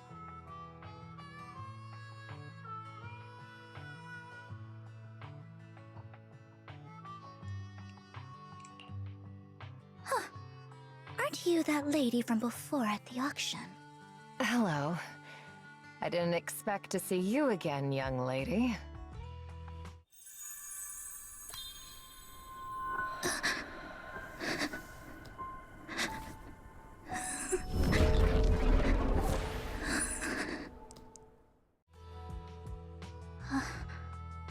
Vivian, are you alright? You look depressed. What's wrong, Vivian? Are you feeling all right? It's nothing. I just drifted off for a moment there. So then, what are you doing here? Don't worry. I'm not here to scam you. I'm waiting to meet someone. Don't tell me. You're my contact for intel? That's me. Ambi from Silver Squad, I presume? Pleasure to meet you. All right. I'm going to exchange some information with Miss Ambi here. So if you'll excuse me.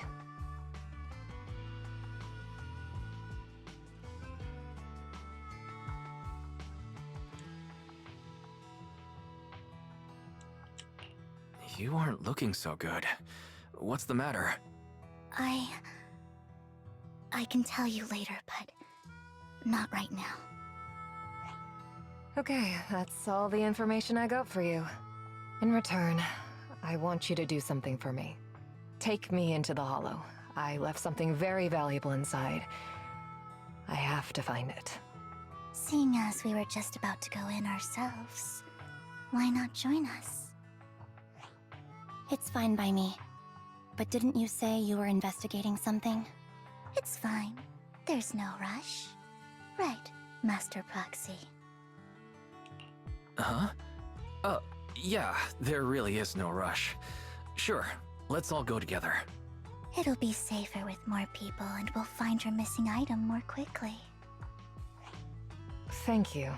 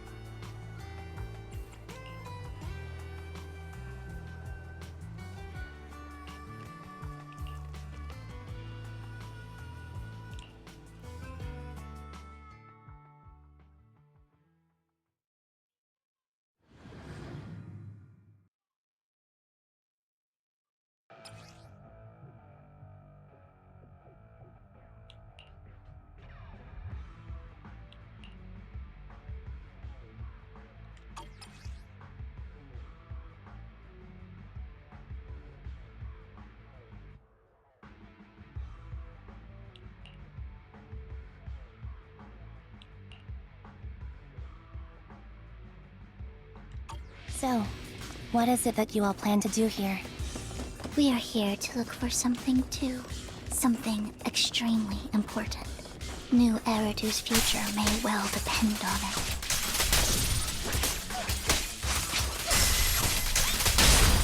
Save your strength, Envy. Recalibrating.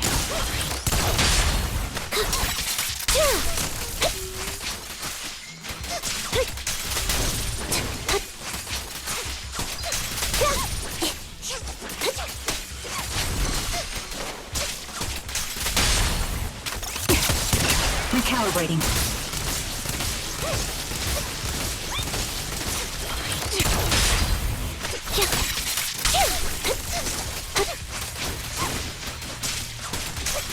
Now it's my turn to ask questions. What exactly is it that you're investigating? Since you're familiar with the name Silver, then you should know that it shouldn't exist anymore. What I'm investigating has something to do with it.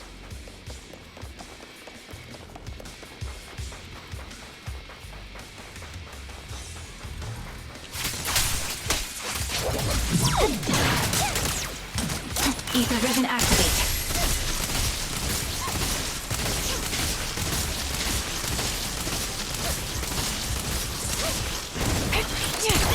Right on cue.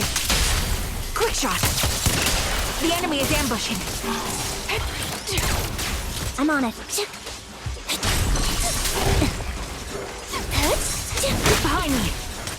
Recalibrating. I'm on it.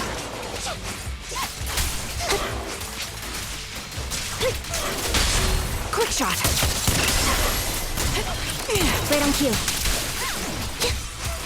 Proxy, let's use that fissure to head to the next location.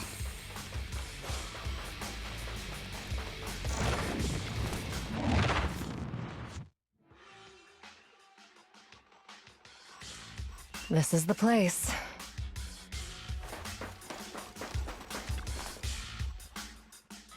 So, what is it that you're looking for? A ring.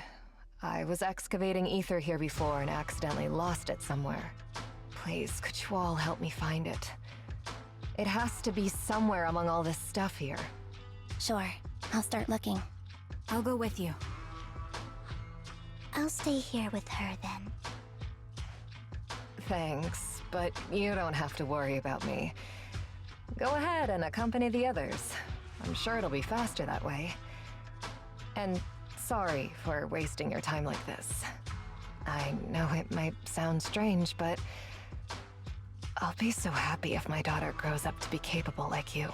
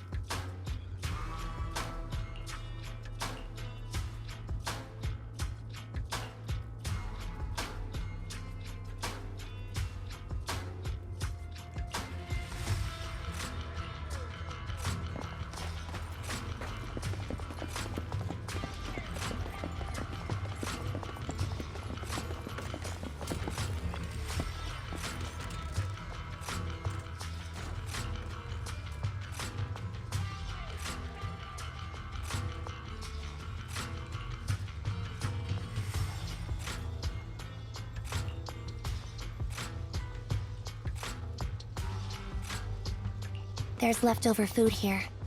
I don't want to imagine what's inside the bag. Neither do I.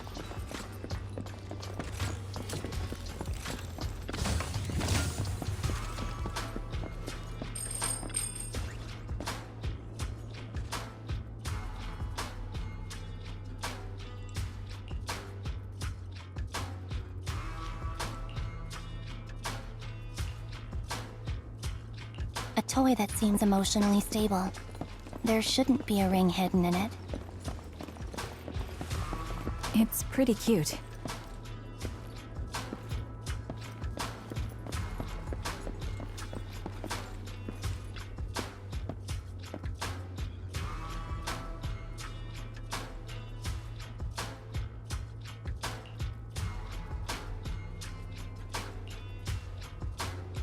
It's a fancy lunchbox? I wonder if its owner is safe and sound.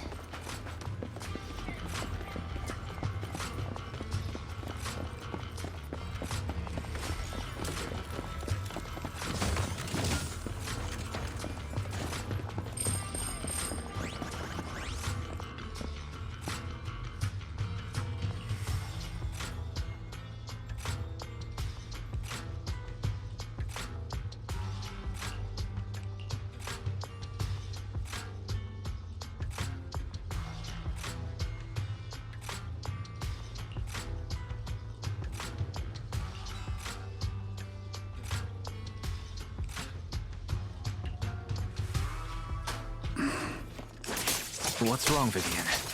You seemed worried for a while now. I'm worried about Sienna.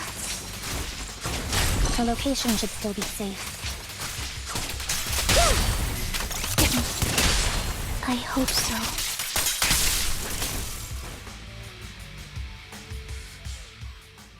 Could the ring be in that gas tank? Good thing this gas tank is empty.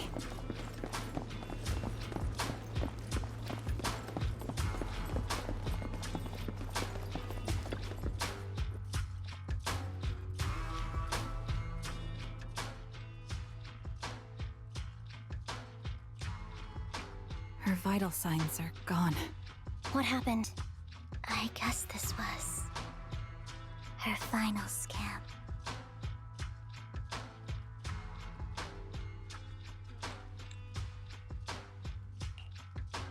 There's one thing I must remind you. Your time is running out. I'm not sure how you can tell, but you're right. I'm going to die in here.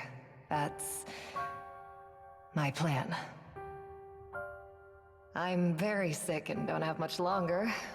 If I try to get treatment, it'll just be a burden on my daughter.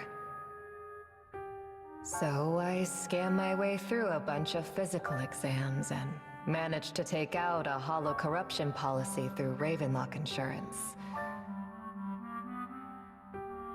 Once some time has passed, could you please take my corrupted body out of the hollow? That will secure a generous compensation package for my daughter. It's only what the Ravenlocks owe me. A pity, yes. But it's the only way I can squeeze it out of them. What makes you think that will help you? I just trust you will. I'm just awfully sorry you had to get involved in this, but it's something I must do. I have to leave something behind for my girl. I have to give her a chance at life. If it's okay, could you also please pass a message to Mira for me? Tell her, don't worry. Even if Mommy's body is corrupted, withers away, and turns to dust,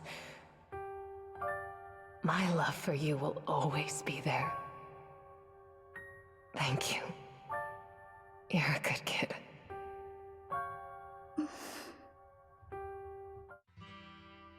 She was betting that we'd help her. So, you were aware of this the whole time? Yes. Because I saw it.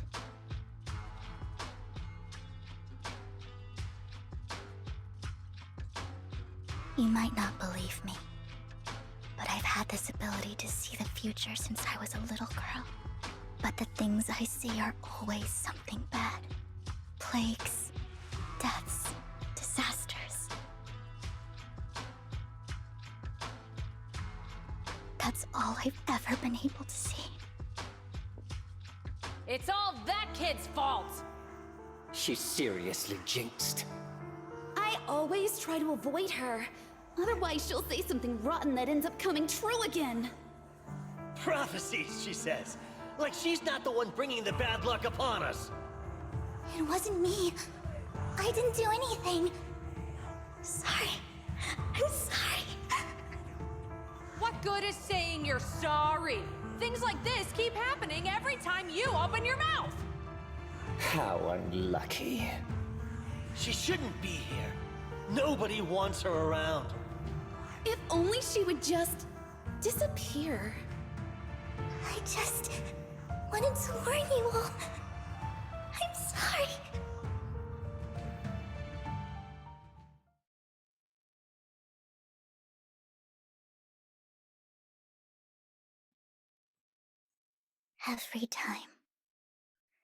Every time it's the same. In the end, there's nothing I can change. Sometimes I even wonder whether it's me predicting these things, or if my very existence is manifesting these calamities.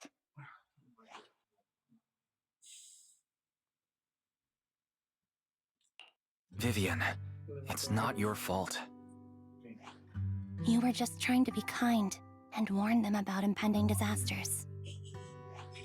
I can tell it's never been easy for you. Thank you. No matter what. I just hope she finally gets to rest in peace. I hope no misfortune, whether I foresee it or not, ever happens to anyone.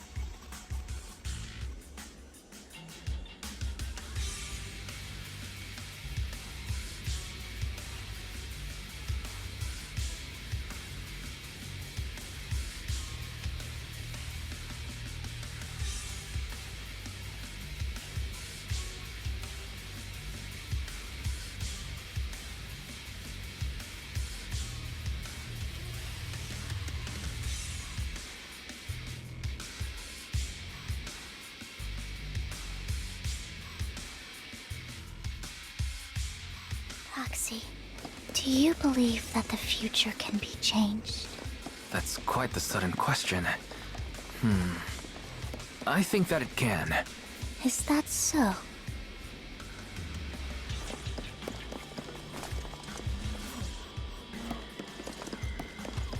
In my memories, this has happened countless times already. I only see these misfortunes. Why can't I even have a sliver of happiness?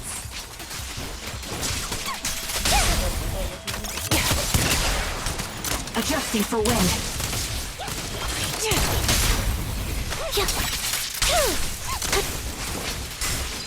Roxy, the fissure that we're looking for is up ahead.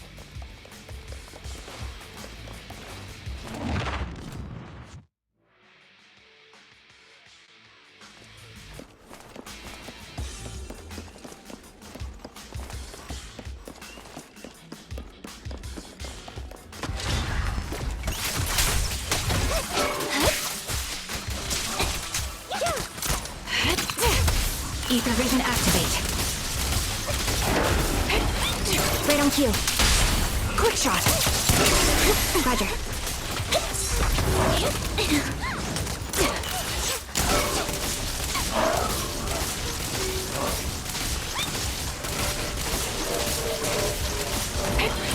Move behind me.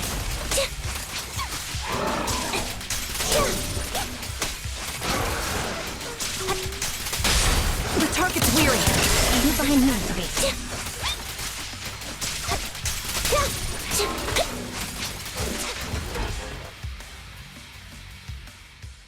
I think it's about time. We should take that lady out of the hollow. You guys go on. Thank you.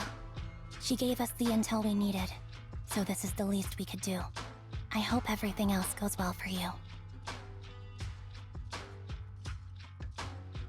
Master Proxy, is there anything you'd like to know? You can just ask. I'm curious about your story, Vivian, but we can talk more once you feel ready. Don't worry, I'm very patient. You're the first person to ever say that to me. I'd be happy to share my story with you. These premonitions I see are not within my control, and they always come to me in a flash, like a flood of images in my mind. Most of the time, I see death, disease, accidents, and disasters. Of course, there are also some non-fatal mutilations. But every time, without exception, they end up happening. And I can never prevent or change them. That's all I have to say about it. If that offends Master Proxy and you don't want to hang out with me anymore, then I can understand. Why would I be offended? That's just who you are, Vivian. Besides, we're friends. I've always considered this ability as a curse. It's not a curse. Actually, I think you've been given a gift. Thank you. Really? Well, it's getting late. Bringer's belongings ought to be around here somewhere. Let's take a closer look. To the previous clues, what Bringer left behind is hidden inside a vending machine.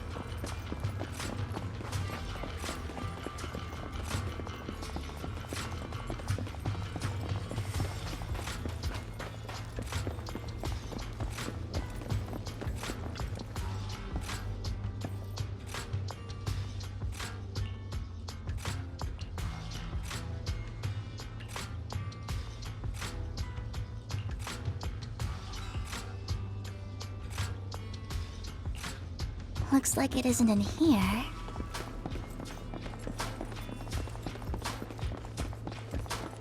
Let's try this vending machine. It might be the one we're looking for.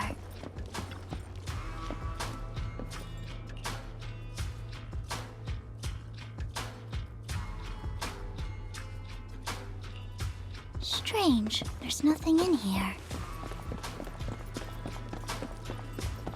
This vending machine looks a little suspicious too. I have a feeling it might be inside this one.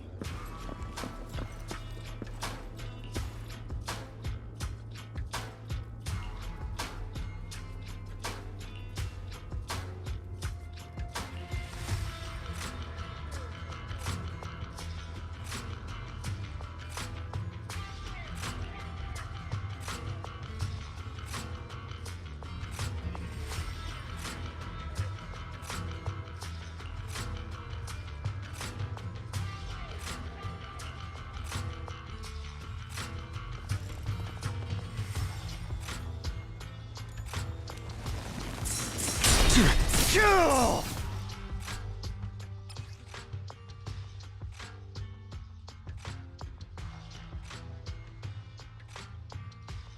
This is it.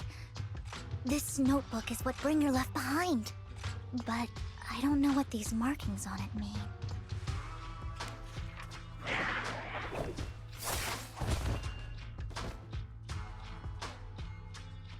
Well, hello, Master Proxy. It's been a while. Oh, don't give me that scandalized look. I did just save your lives. I would have protected the Proxy even if you hadn't appeared. I'm sure of it, but I happen to be in the area. Worry not, dear companion. I have complete confidence in your strength. Hang on. Did you say companion? So you two know each other? Apologies. I didn't have a chance to mention it before. I'm actually part of the Phantom Thief Syndicate, Mockingbird. That's right. I was only able to slip in during the auction thanks to some help from Vivian backstage.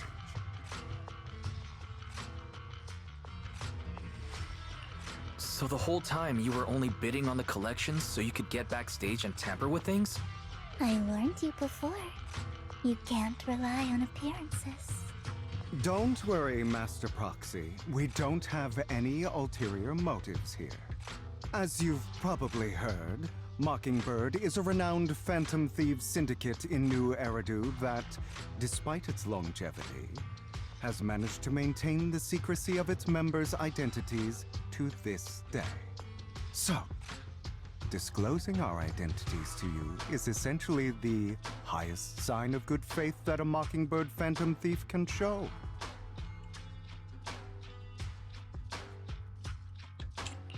But Lycon said that you're very dangerous, and we should be careful.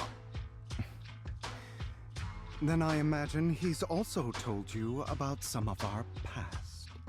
And I'm sure you know that in a complex situation like ours, you shouldn't listen to either side over the other. Mockingbird's purpose is very simple, really. To form long-standing and cooperative relationships with outstanding proxies like yourself. We need your abilities. Before you make any decisions, please allow me to briefly explain the concept behind the Mockingbird Syndicate. We all know there isn't anything in this world that's fair. A prime example being the uneven distribution of wealth. People from tops splurge on luxurious collectibles, while the poor have to gamble with their own lives just to get by. Of course, besides wealth, there's also an unequal distribution in this world of happiness and suffering, hope and despair, love and hate. It's all just so unfair. Somebody has to do something to tilt the balance of the scales.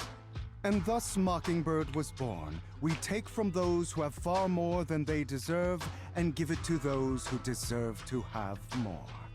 If you ask me, that's enough to be considered a form of justice.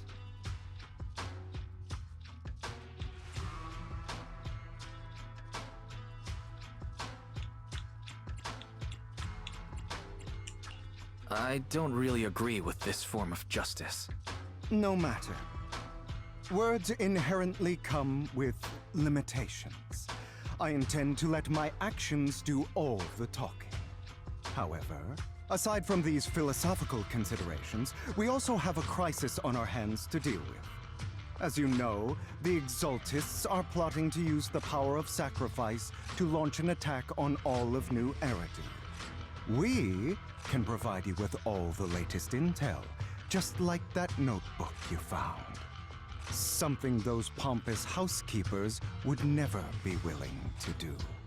And the most crucial part of this whole game, the sacrifice core, is currently in my possession. I think that makes this a highly competitive deal. We share the same goal for the moment, stopping the impending disaster from playing out.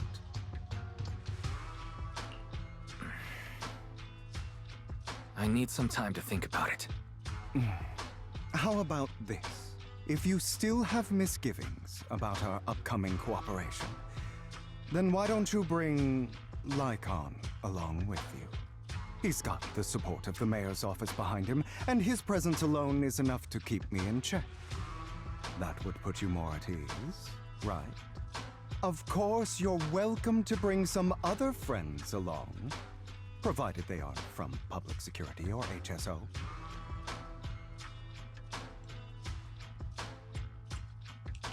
Well, if you're willing to let my friends come along, then you've got a deal. Great. It's a deal. By the way, Proxy, this is for you.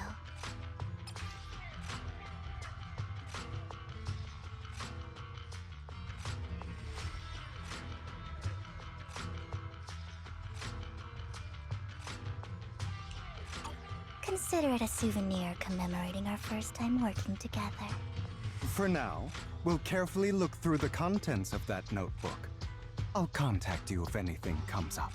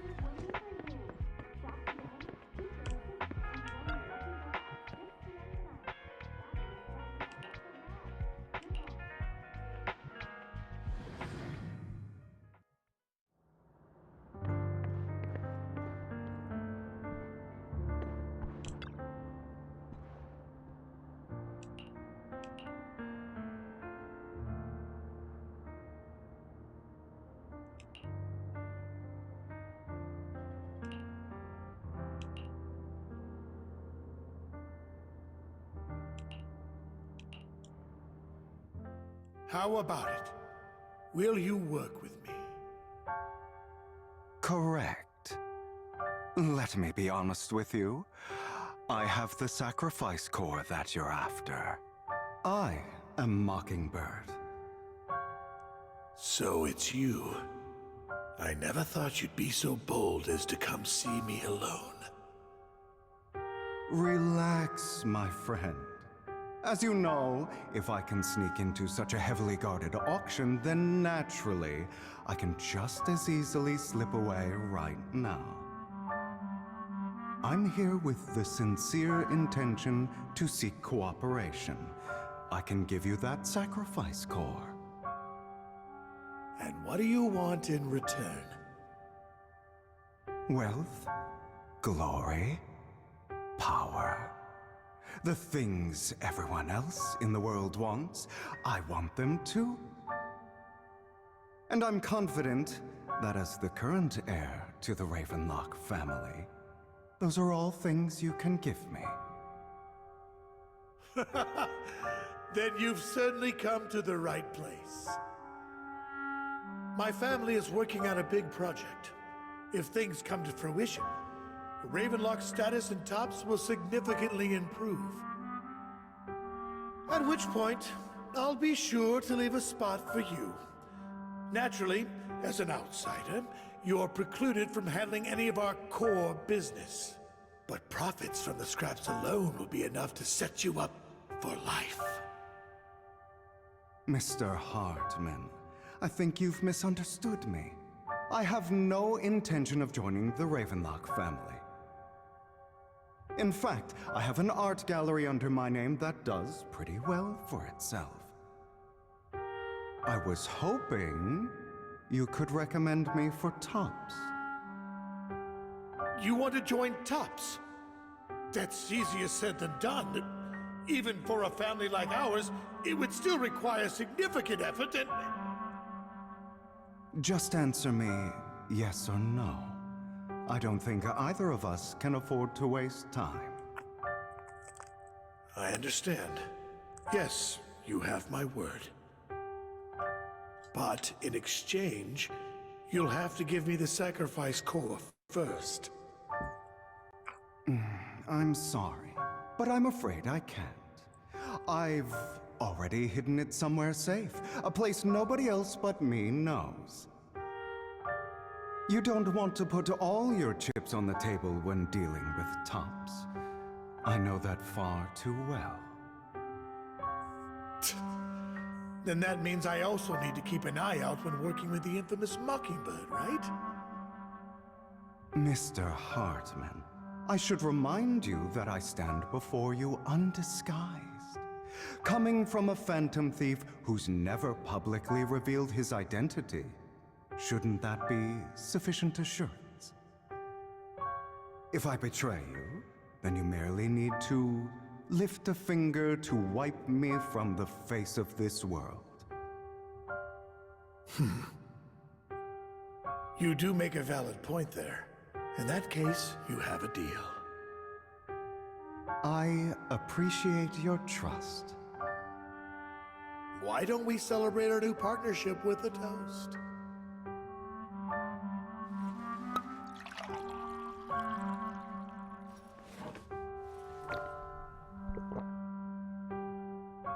Having a drink before undertaking anything important is a family tradition. It's good luck. As an outsider, it's a real honor. By the way, you aren't the only member of your organization, are you? Shouldn't all your companions agree to this deal first? You don't have to worry about that. I'll make sure she agrees. Otherwise, I'll get rid of her too. Seems you'll do whatever it takes to get things done. Great things lie ahead for someone like you.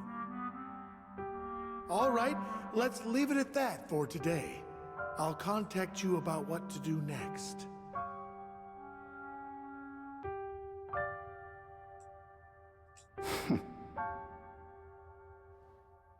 That's him!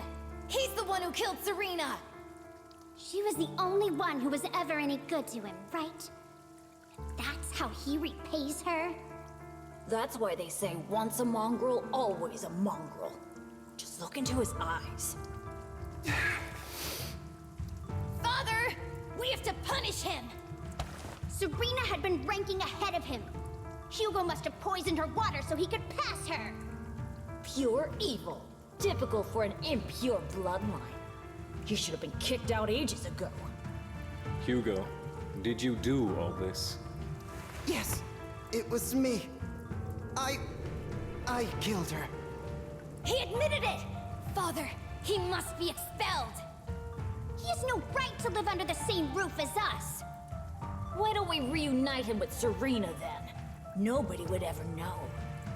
Hugo, well done. My children, how many times have I told you before?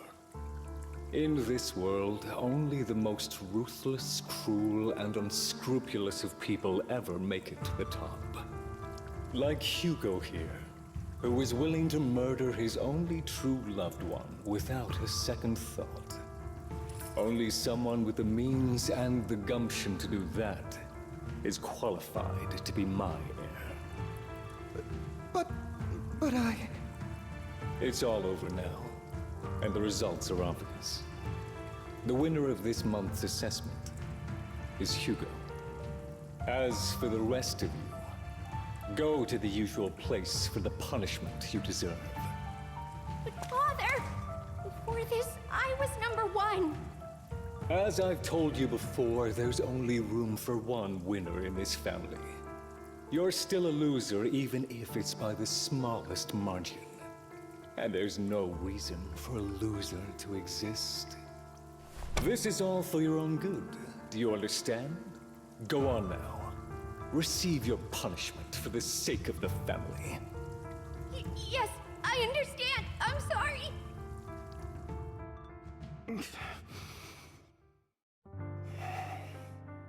That really brought up some unpleasant memories. It won't be long. Soon, it'll all be over.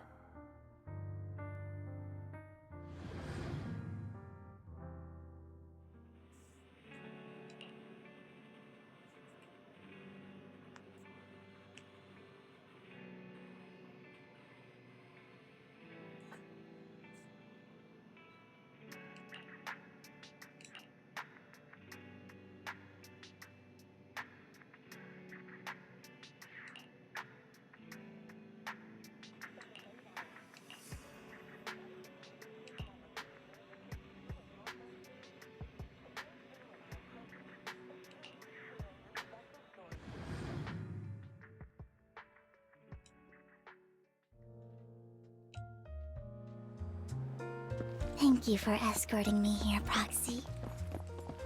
Today was quite eventful. If I were to head back now, I probably wouldn't be able to fall asleep. You're a child that only brings misfortune. People have been saying that about me for a long time. I used to feel hurt and resentful.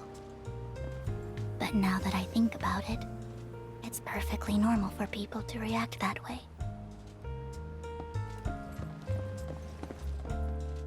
Why do I only predict suffering? If I could predict happy things, joyful things, would people like me a little more? Maybe. Fate truly is set in stone. Often, I want to help these people avoid their miserable fates. For a time, I even thought that I was successful, that I could change people's destiny. But it was all an illusion. In the end, I couldn't do anything at all. So, I was really happy when you said that my abilities weren't a curse, but a gift. Thank you, Proxy. I'm so glad to have met you. And you're also a fan of Lord Phaethon. It's like we were fated to meet. I don't know why, but I feel completely at ease when I'm by your side. I feel like I'm free from judgment, from blame. Like, I don't need to worry about anything, and can just be my own true self. Perhaps people really do possess an aura, and ours just so happen to be extremely compatible.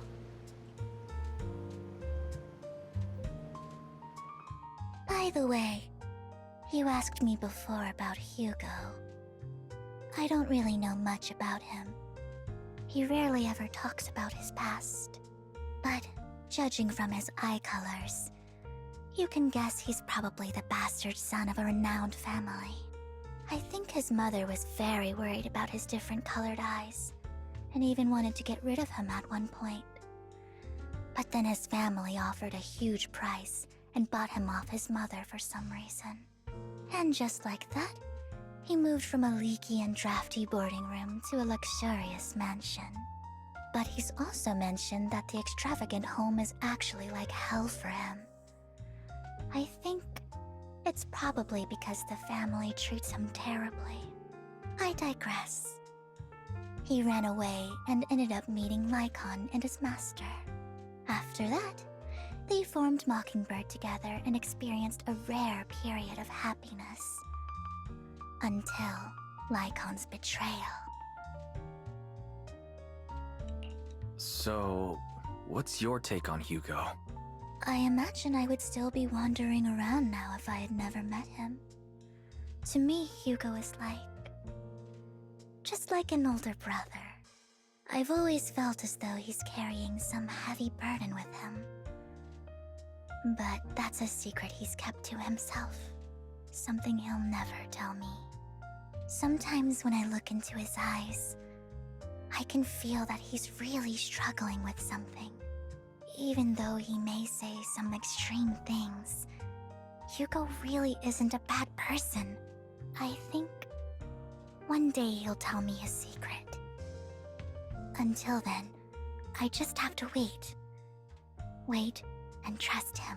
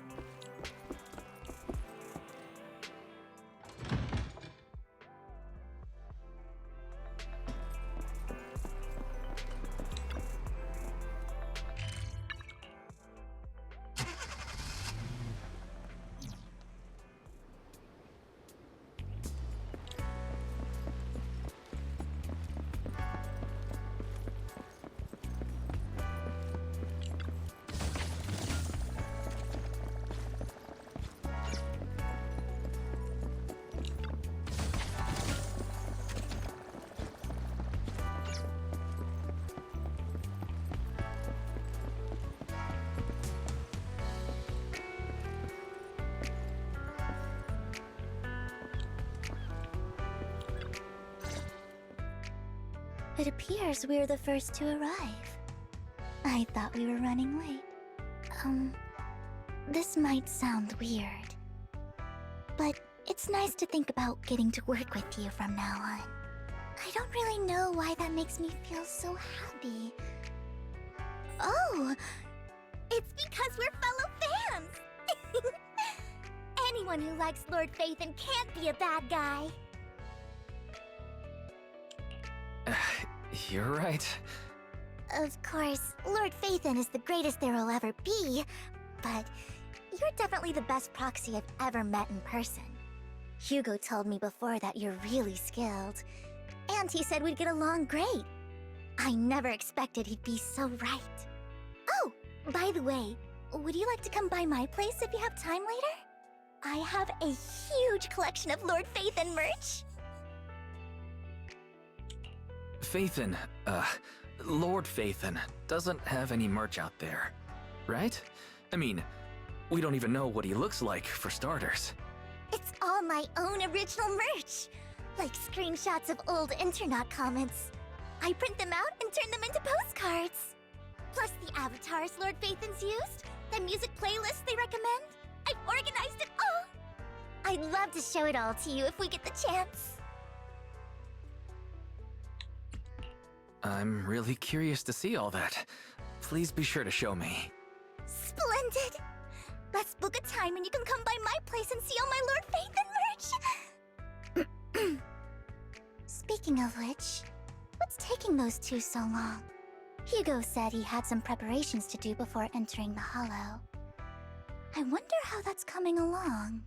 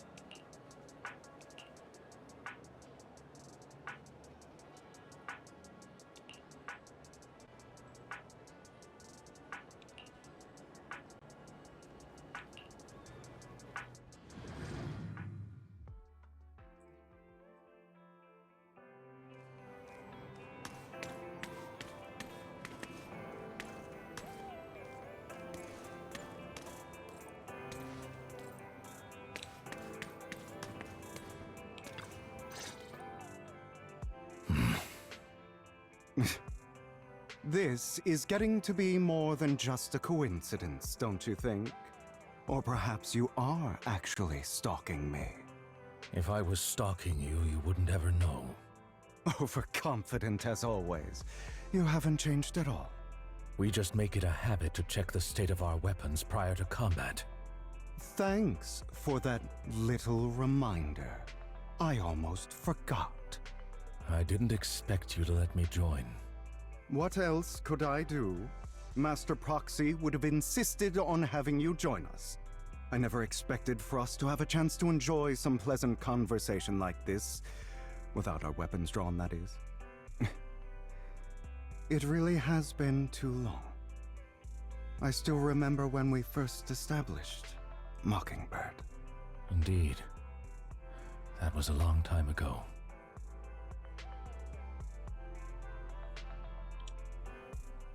Thankfully, Jack went in peace. He must have known about his condition for some time. He even left us with instructions. Passing peacefully in your sleep is the most natural way to go. I'm happy for him. By the way, Lycon, have you given it any thought yet? You mean about our guild for Phantom Thieves? Yeah. It's time for us to build an organization of our own. Jack always supported the idea, didn't he? I don't have any objections. But what should we call it then? How about Mockingbird? It's a bird known for mimicking the calls of others to blend in. The same way we don high society roles for ourselves when we're out on a mission. Oh, oops. I nearly forgot. You're a terrible actor, and you're always flubbing your lines. I guess we can rule out that name, then. No, call it Mockingbird. We're always just putting on an act, aren't we? I won't slip up on our next mission. Besides, we still ran missions together even when we didn't have a name. Having one now won't really make a difference. No. It does make a difference, Lycon. And I don't just want a name. I want Mockingbird to become a symbol, like the sword of Damocles hanging over everyone's heads, striking fear into the hearts of the rich and cruel whenever they hear the name. Just like Jack used to say, this world isn't fair. So that's why we have to influence it however we can, and change things in our own way. But on the basis of not causing harm to other people's lives. That's also what Jack used to say. You remember, don't you? Of course I remember. All right, I promise. That sounded pretty forced. Don't forget, things don't end well for people who break their oaths. I'm good for my word. You must trust your fellow companions. That's also something Jack would say. Well then, today's the day that Mockingbird will officially start flying. Our first order of business, deciding on our symbol.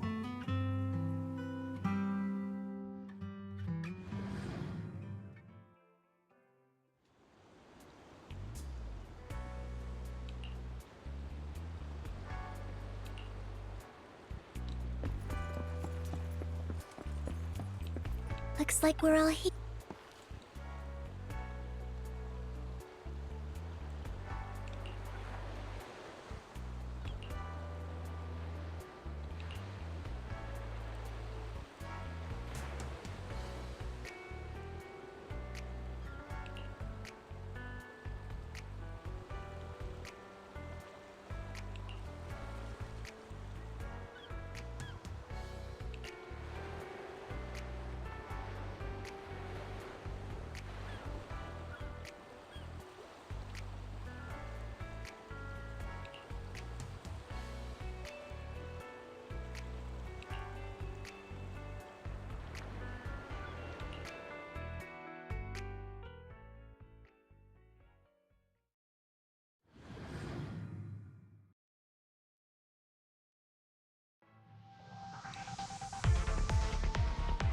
I didn't expect the coordinates in Bringer's notes to lead here.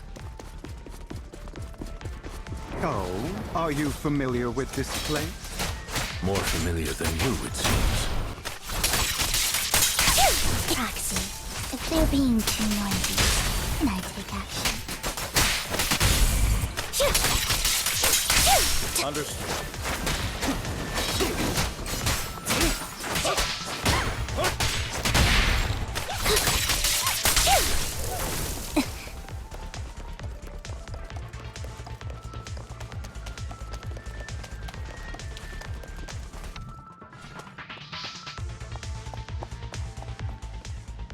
I don't enjoy obstacles in my path.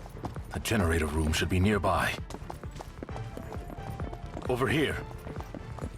Wow, you really know this place like the back of your paw.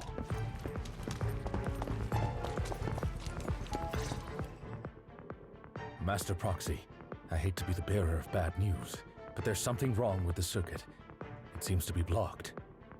Don't tell me. Victoria Housekeeping's high and mighty attendants can't even fix a simple circuit. I can fix it, but I'll need a circuit diagram before I can do anything. I've seen diagrams for this type of circuit before. It's a pity that we're unable to connect to the outside world from inside the hollow. Just leave that problem to me. Wise, I just sent an image of a circuit diagram to you. Have a look. Thank you very much, Master Proxy. Now then, let's start repairing this circuit.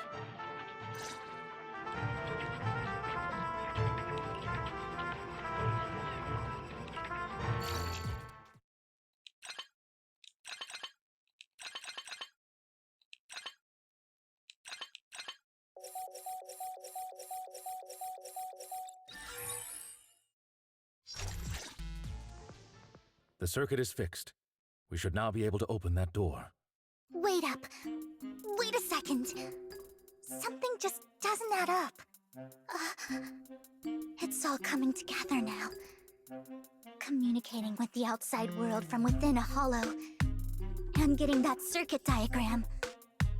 In theory, there's only one person who could ever do that.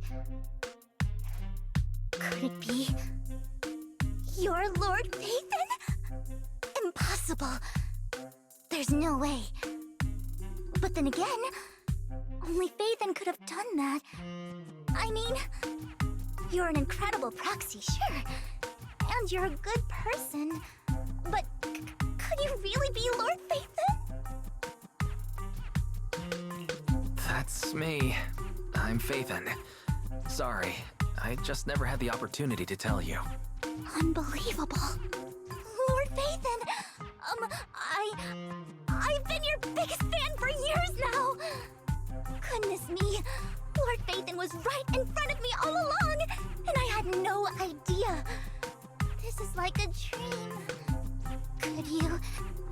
I mean, if you're willing, could you please give me an autograph and a group photo and...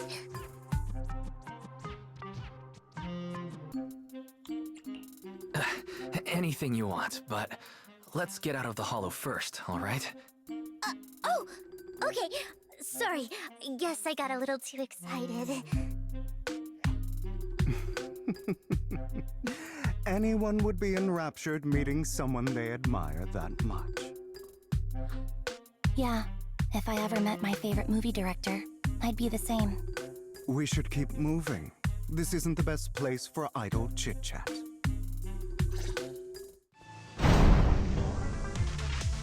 The door's finally open.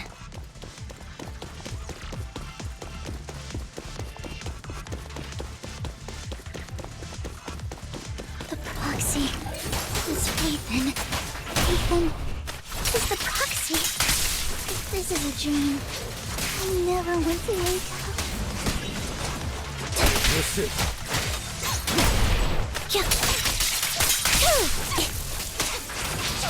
The fissure over there should lead to our destination.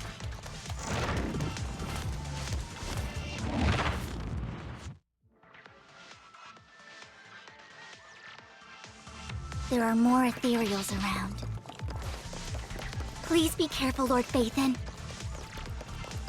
Lyca, your fighting style wasn't so reserved in the past. I've matured. You call this mature? You're just being pretentious.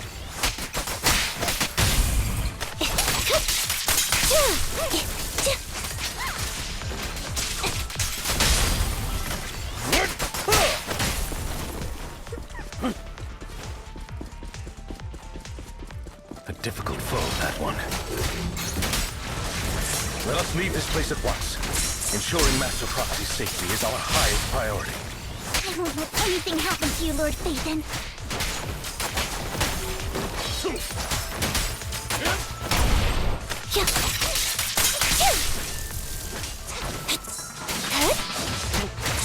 position.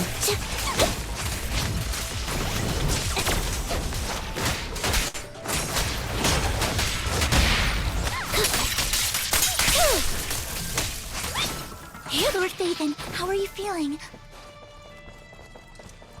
Are you tired? Do you need a break? Some food? Water?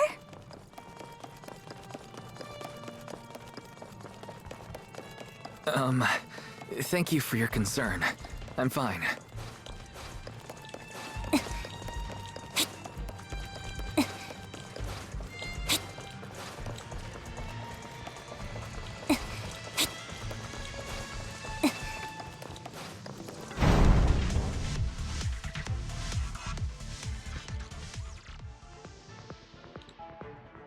Master, a complex mechanism has been detected ahead.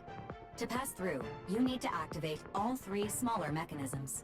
Suggestion: split up and handle them simultaneously to save time. So, we have to head to 3 different places to crack this thing.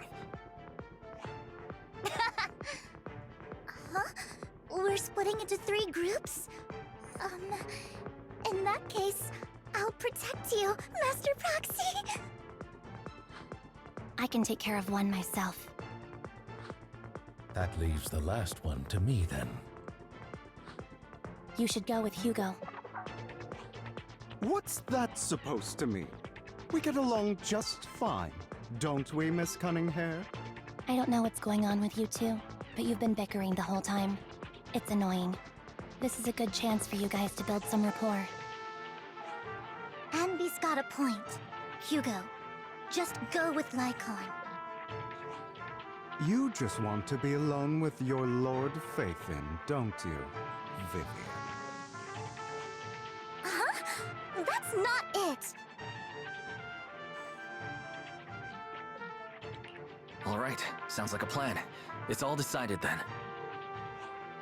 If Master Proxy says so, then sure. But, Lycon, you better not slow me down. I really want to recommend you two some movies for a crash course on teamwork.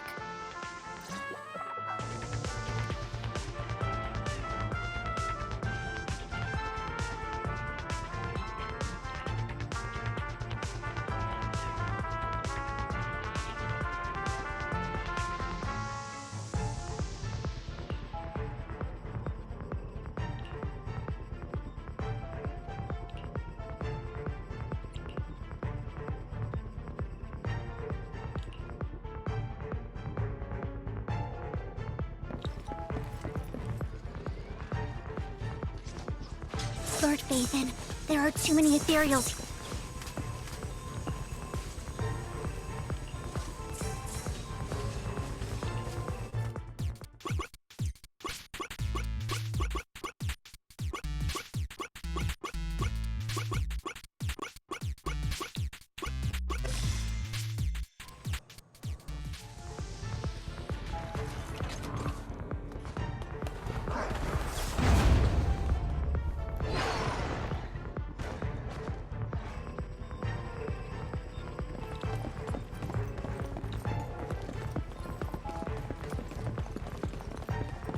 Lord Phaethon, seems like we both need to press down on these mechanisms.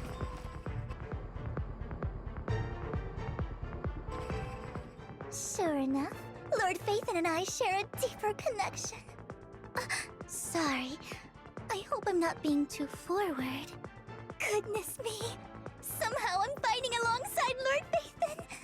It's like all my dreams are coming true. I'm going to wake up any second now, aren't I? No, this isn't a dream. I'm real. See? You can even hold my hand. Not only is Lord Phaethon incredible, but super kind. That's it. I pledge to be a die-hard Lord Phaethon fan until my very last breath.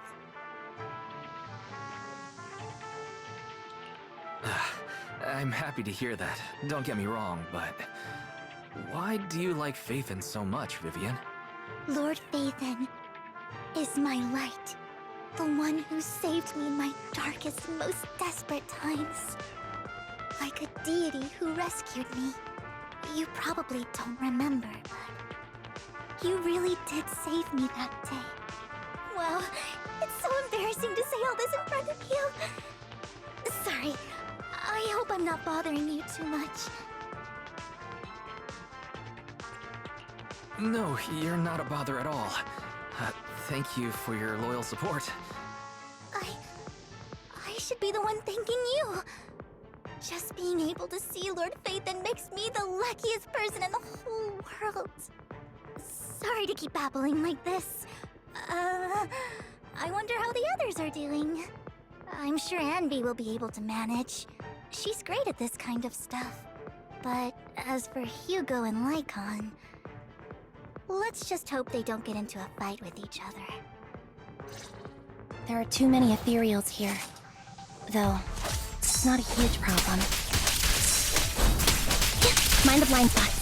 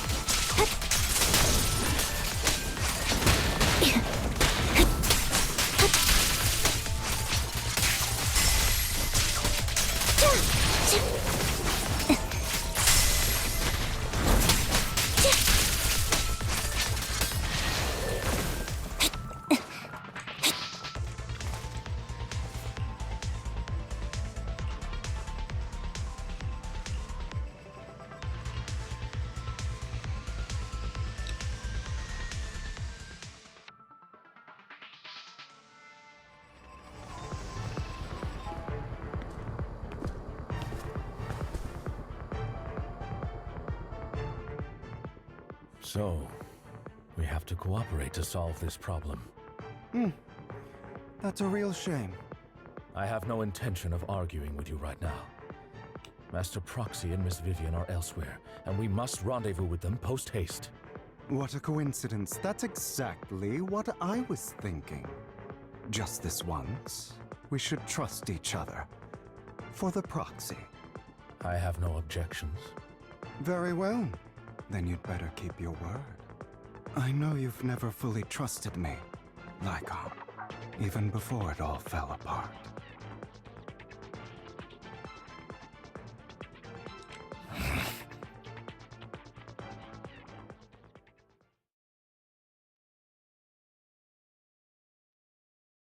You wanted to speak to me alone?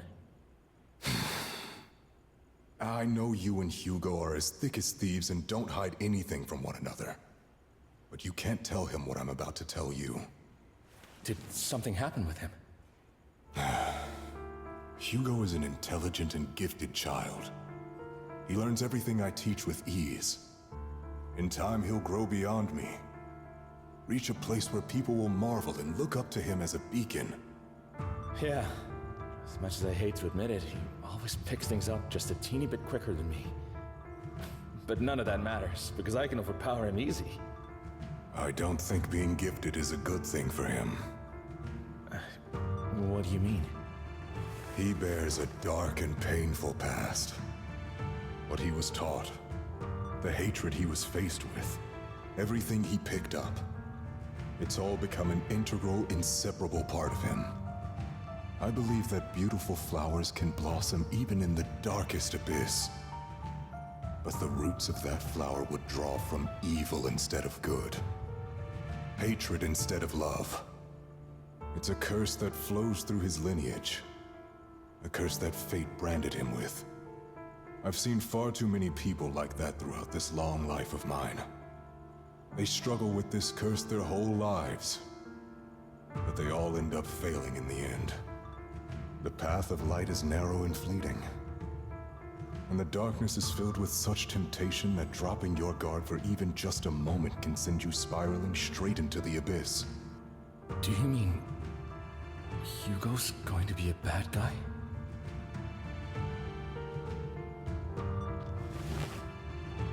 I don't know. I hope he'll always stay true to his heart. That he won't give in to hatred and ambition. That he won't become the dragon that must be slain. But he has inherited the seed of evil. You cannot let it take root. I'm afraid I won't be there to help you. There's not much life left in this old body of mine. So then, Lycon, promise me now. You must hold his chain tight. To restrain him. To stop him. And when necessary, to choke him.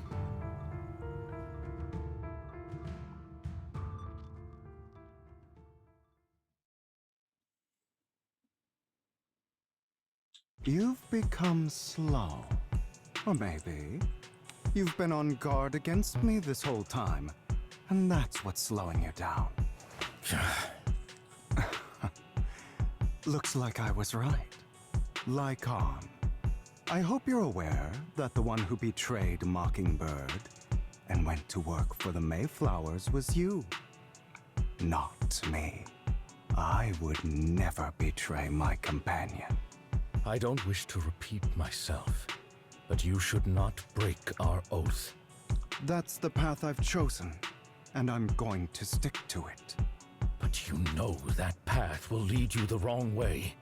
Who are you to lecture me about right and wrong? I believe any path that makes you feel pain must be the wrong one. Your disgusting sympathies make me sick, Lycon. There's only ever been one person who can kill me or save me, and that is me.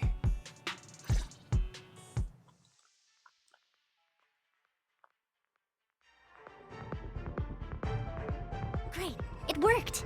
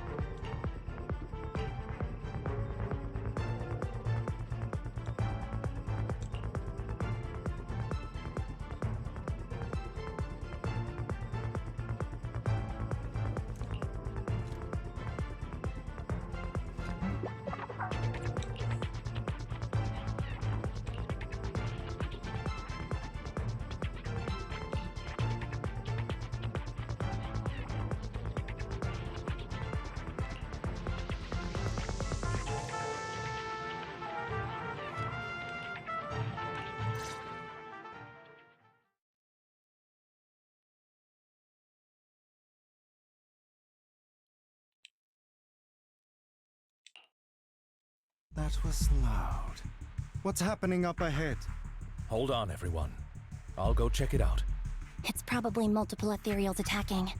Just in case, I'll go with you. Vivian, you should go with them too. Keep an eye on Lycon, will you? I'm worried he might sell us out to the mayor when he gets the chance. I'd never do that. But if Miss Vivian wishes to join us, she's more than welcome.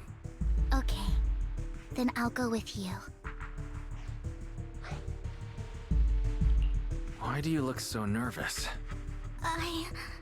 I've spent so much time by your side already. I need to get away from Lord Phaethon for a little bit, or I might die from this overwhelming happiness. If that's the case, Miss Vivian, feel free to come along with me. Okay. All right. So, how does it feel to be worshipped, Lord Phaethon? You had that figured out a while ago, didn't you? Sharp as always. But of course, I couldn't spoil it for her. She has to figure it out on her own. That's what makes it special. Not only that, you asked Lycon and Vivian to leave for some reason. Is there something you'd like to say to me?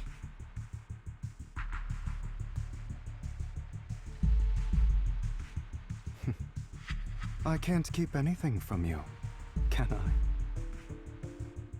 I've always treated Vivian like my own little sister. Maybe it's just a coincidence, but she looks a lot like Serena. I think I mentioned it before. Serena was my half-sister. She passed away a long time ago. Vivian really likes you, whether you're faith in or just wise. Of course, I also have a lot of respect for someone like you. Strong, fair, and genuinely kind. So I hope... I beg you, please keep her safe. Hang on. What's that supposed to mean? Think of it as the last bit of conscience I have left. A kid as pure as her. She should stay alongside someone who walks in the light. Like you. Not even Vivian can agree with all my beliefs. One day we'll go our separate ways. Your beliefs? What do you mean exactly? You probably heard from Lycon. We swore an oath when we started Mockingbird. We swore to use our own hands to right the wrongs in this world. But never, under any circumstances, would we take another human life. I stayed true to my words.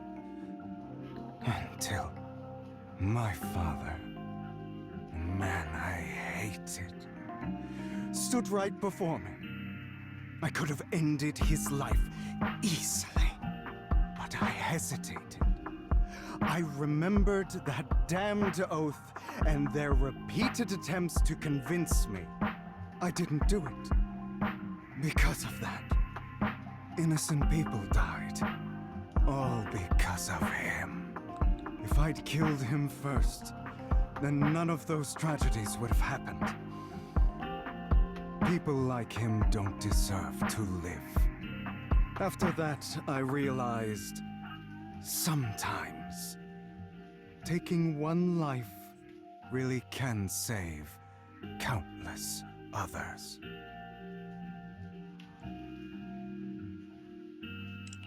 I understand where you're coming from. I knew you'd understand. Vivian has a good heart. I don't want her to get her hands dirty. But you know how it is. In this world, someone has to be the bad guy. So, I want to apologize to you. Why apologize all of a sudden? You're incredibly strong, kind, capable, and really, really lucky. The world needs more people like you. Remember that revenge movie I told you about, Children of Devils?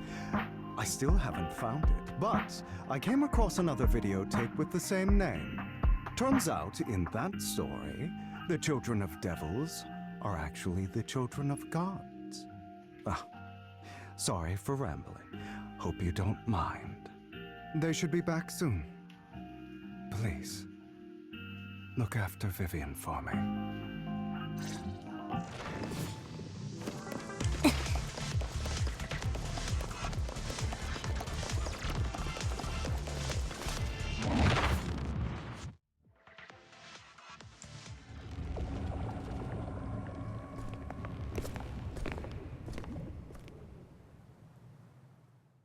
What is this? It looks like a cocoon. Careful, everyone. If I'm not mistaken, that's a sacrifice in there. It appears to be in hibernation. We don't know when it'll wake up. If it does wake up, we'll be in serious trouble. Wait, those spots Bringer marked in his notebook. Are you saying each one might have a sacrifice like this? That means there must be at least a dozen of them. And that's only counting the ones we know so far. These sacrifices may still be hibernating, but the fact that there are so many of them out there is terrifying. The Exaltists must have a way to revive them. And that's not all.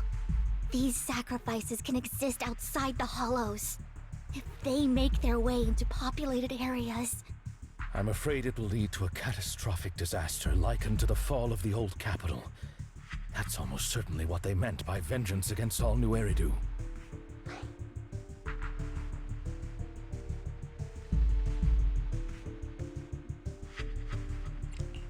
Let's find a way to get rid of these sacrifices.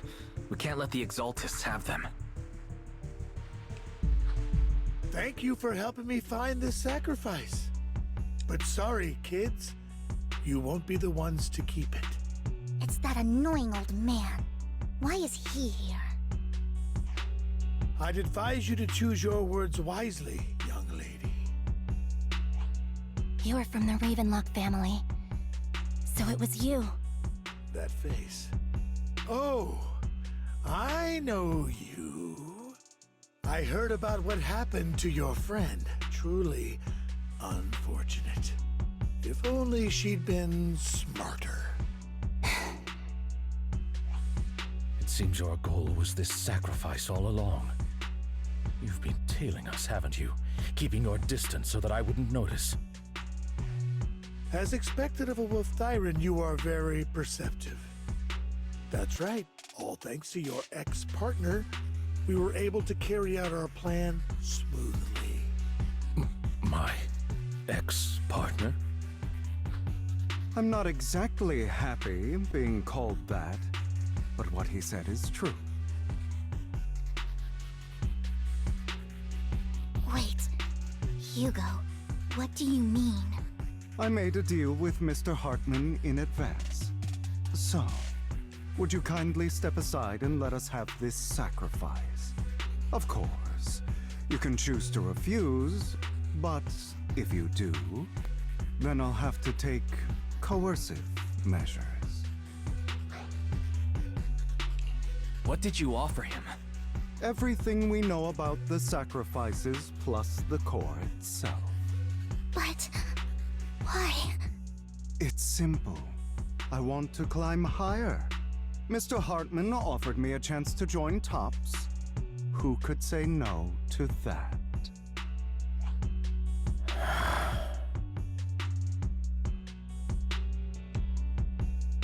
No. Impossible. You promised to help me investigate the Exaltists.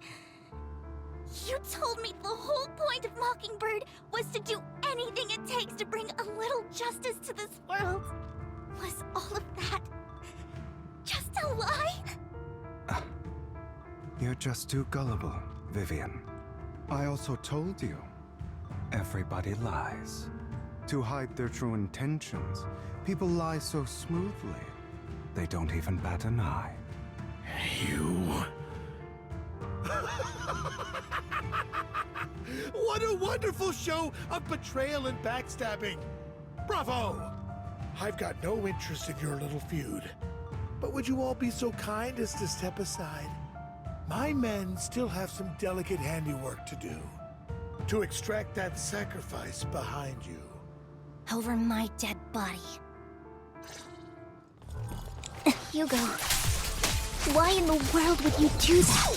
Instead of wasting your time on idle chatter, why not focus your energy on the battle ahead? Your plans will never succeed. It's useless. Don't you get it? You're not just going against the people in front of you. You're not going against me. But rather, the entire Ravenlock family, even the whole of TOPS. There's no chance of victory for you.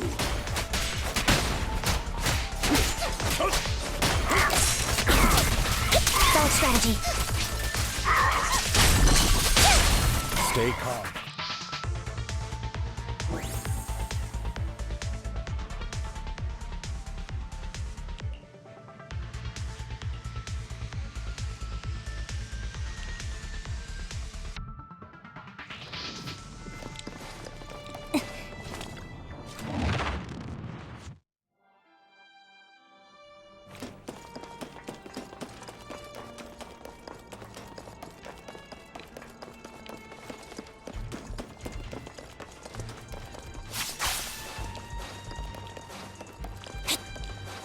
Hugo, don't make a choice you'll regret.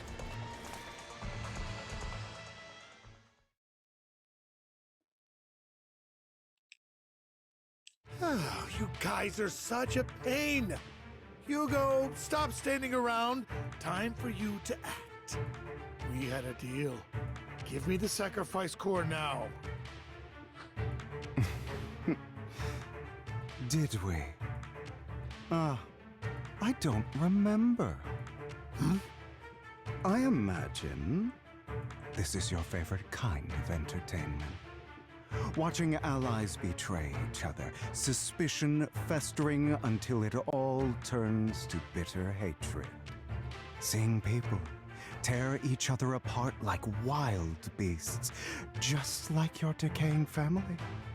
Does it comfort that dead conscience of yours? You. What's that supposed to mean? I am loving the look on your face right now. Right when you think you've succeeded, I'm here to tell you it was all fake. None of it was real. Let this pain sink in. It's karma for what you did to me back then. You're insane. I have no idea what you're talking about. You still don't recognize me, do you? Let me give you a little hint. My full name is Hugo Vlad Ravenlock. That's impossible. You're part of our family? I may be an illegitimate child, but I have the same blood flowing in my veins as you. I know you. You're that bastard of his. Damn it. I could have sworn you were already. My dear uncle, you were never worthy of your position. You have no claim to the Ravenlock lineage. You may have killed all of my father's other children, but sorry to disappoint, I'm still alive. I am the true heir to the Ravenlock family. You're a bastard. You have no right to inherit the family. That's not for you to decide.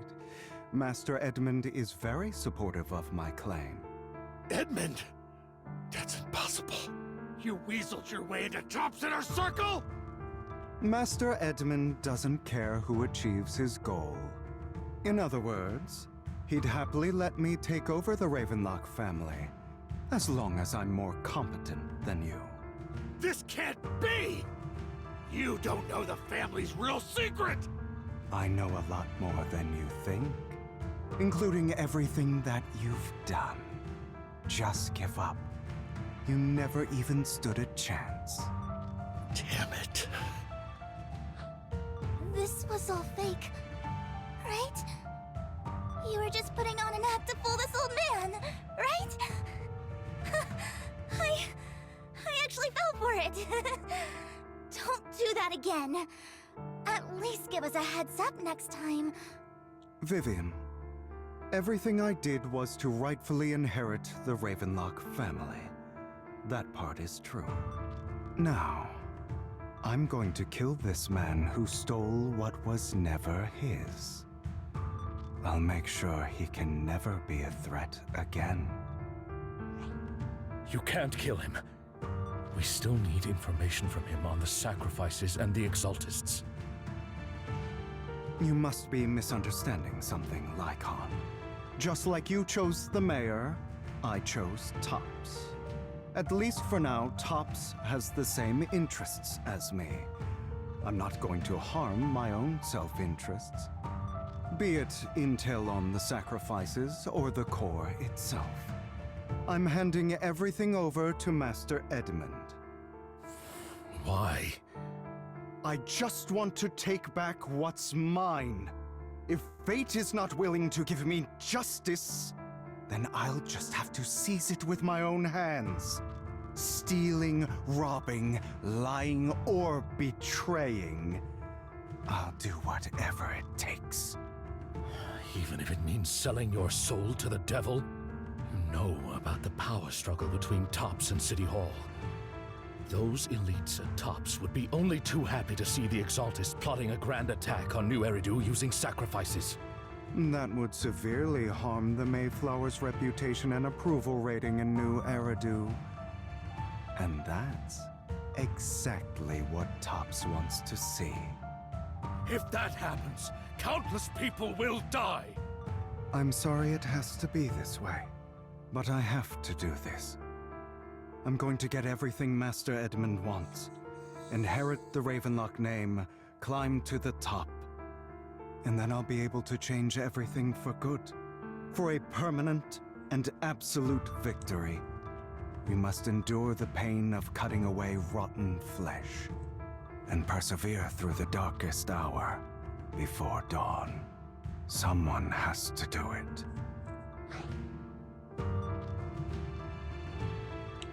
I don't agree. Sounds like some twisted logic to me. This is the path I've chosen. Without power, resources, or strength, we can't do anything.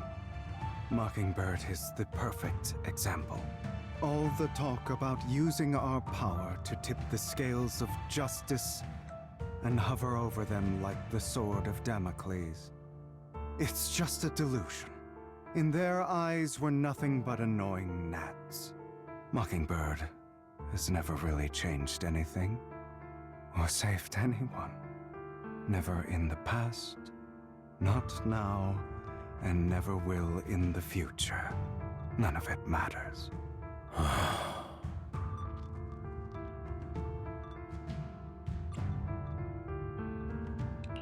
I understand your feelings, but don't be consumed by it. Sorry, Proxy. I know what you're trying to say.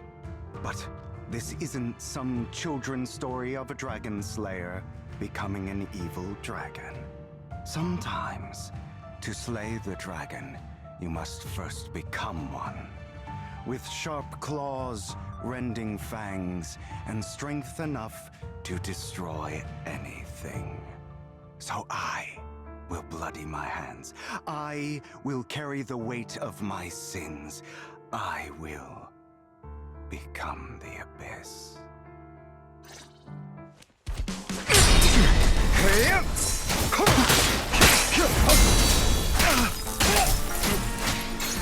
It's about time you kneel. Give us it.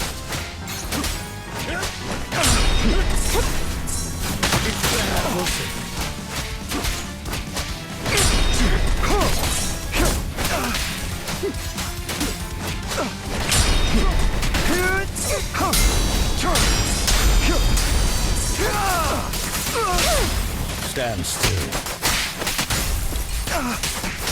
Everything you just said, is that what you truly believe? Of course. Are you surprised? I have never once thought that Mockingbird was a failure. Flawless, our actions, no matter how childish or flawed, must have made their mark on the world. They might have been trivial or foolish, but as long as they had an impact, the things we did are far from meaningless. Flip a switch. I don't want it to end like this. There must be another way. There isn't. Truth be told, Proxy, I envy you.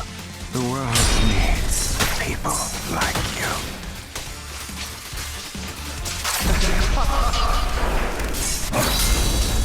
I'll bite your throat out!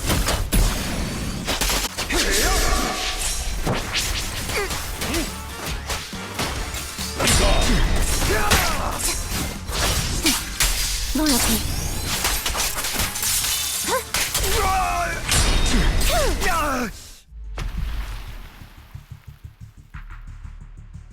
All right, you got me. But too bad. I have my own methods. What are you doing? Well then, make your choice.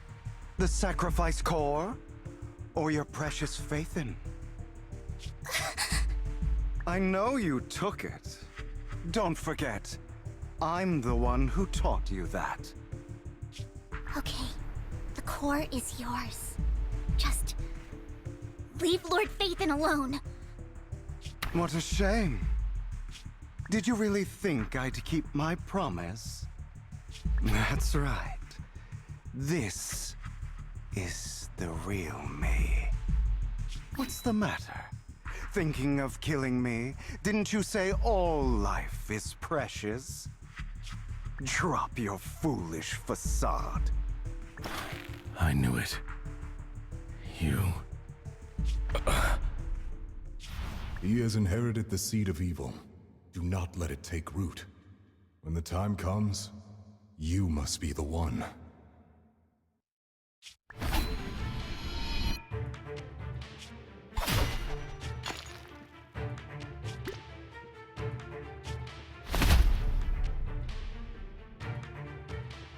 Go on, kill me.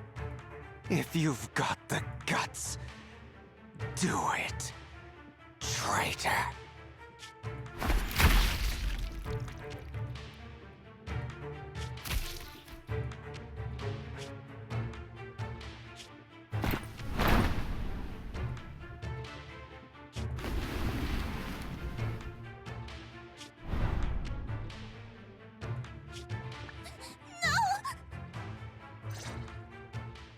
Master Proxy, are you okay? Are you hurt? Don't worry. I'm fine. I just didn't expect things to turn out like this. Lord Phaethon, I'm sorry. I had no idea Hugo would do that to you. I'm so sorry.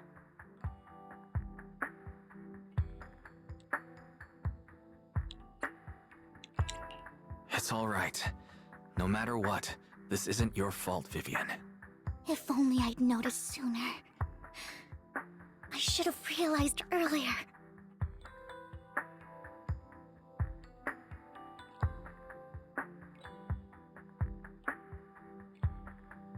Hugo, he... That's a hollow down there. If you need, I can arrange for someone to go in and search for his body. That isn't necessary. To be frank, I thought you'd hate him for his betrayal, Miss Vivian. I do hate that he's keeping things from me, but all these years, Hugo's been like family to me. I believe he's still with us.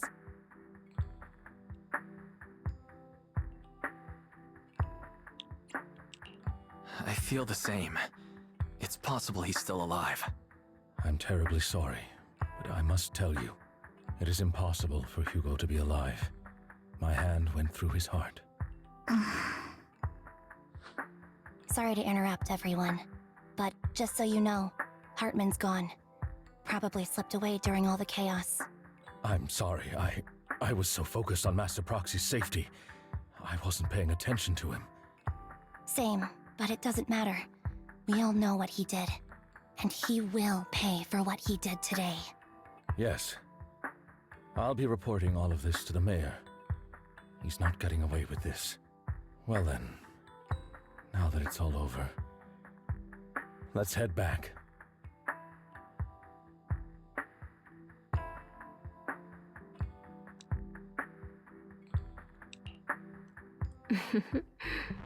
Another obstacle out of the way. She's going to be pleased about this. May the Creator guide us. Fear, suffering, despair, and destruction. That's the future I see. Lord Phaethon.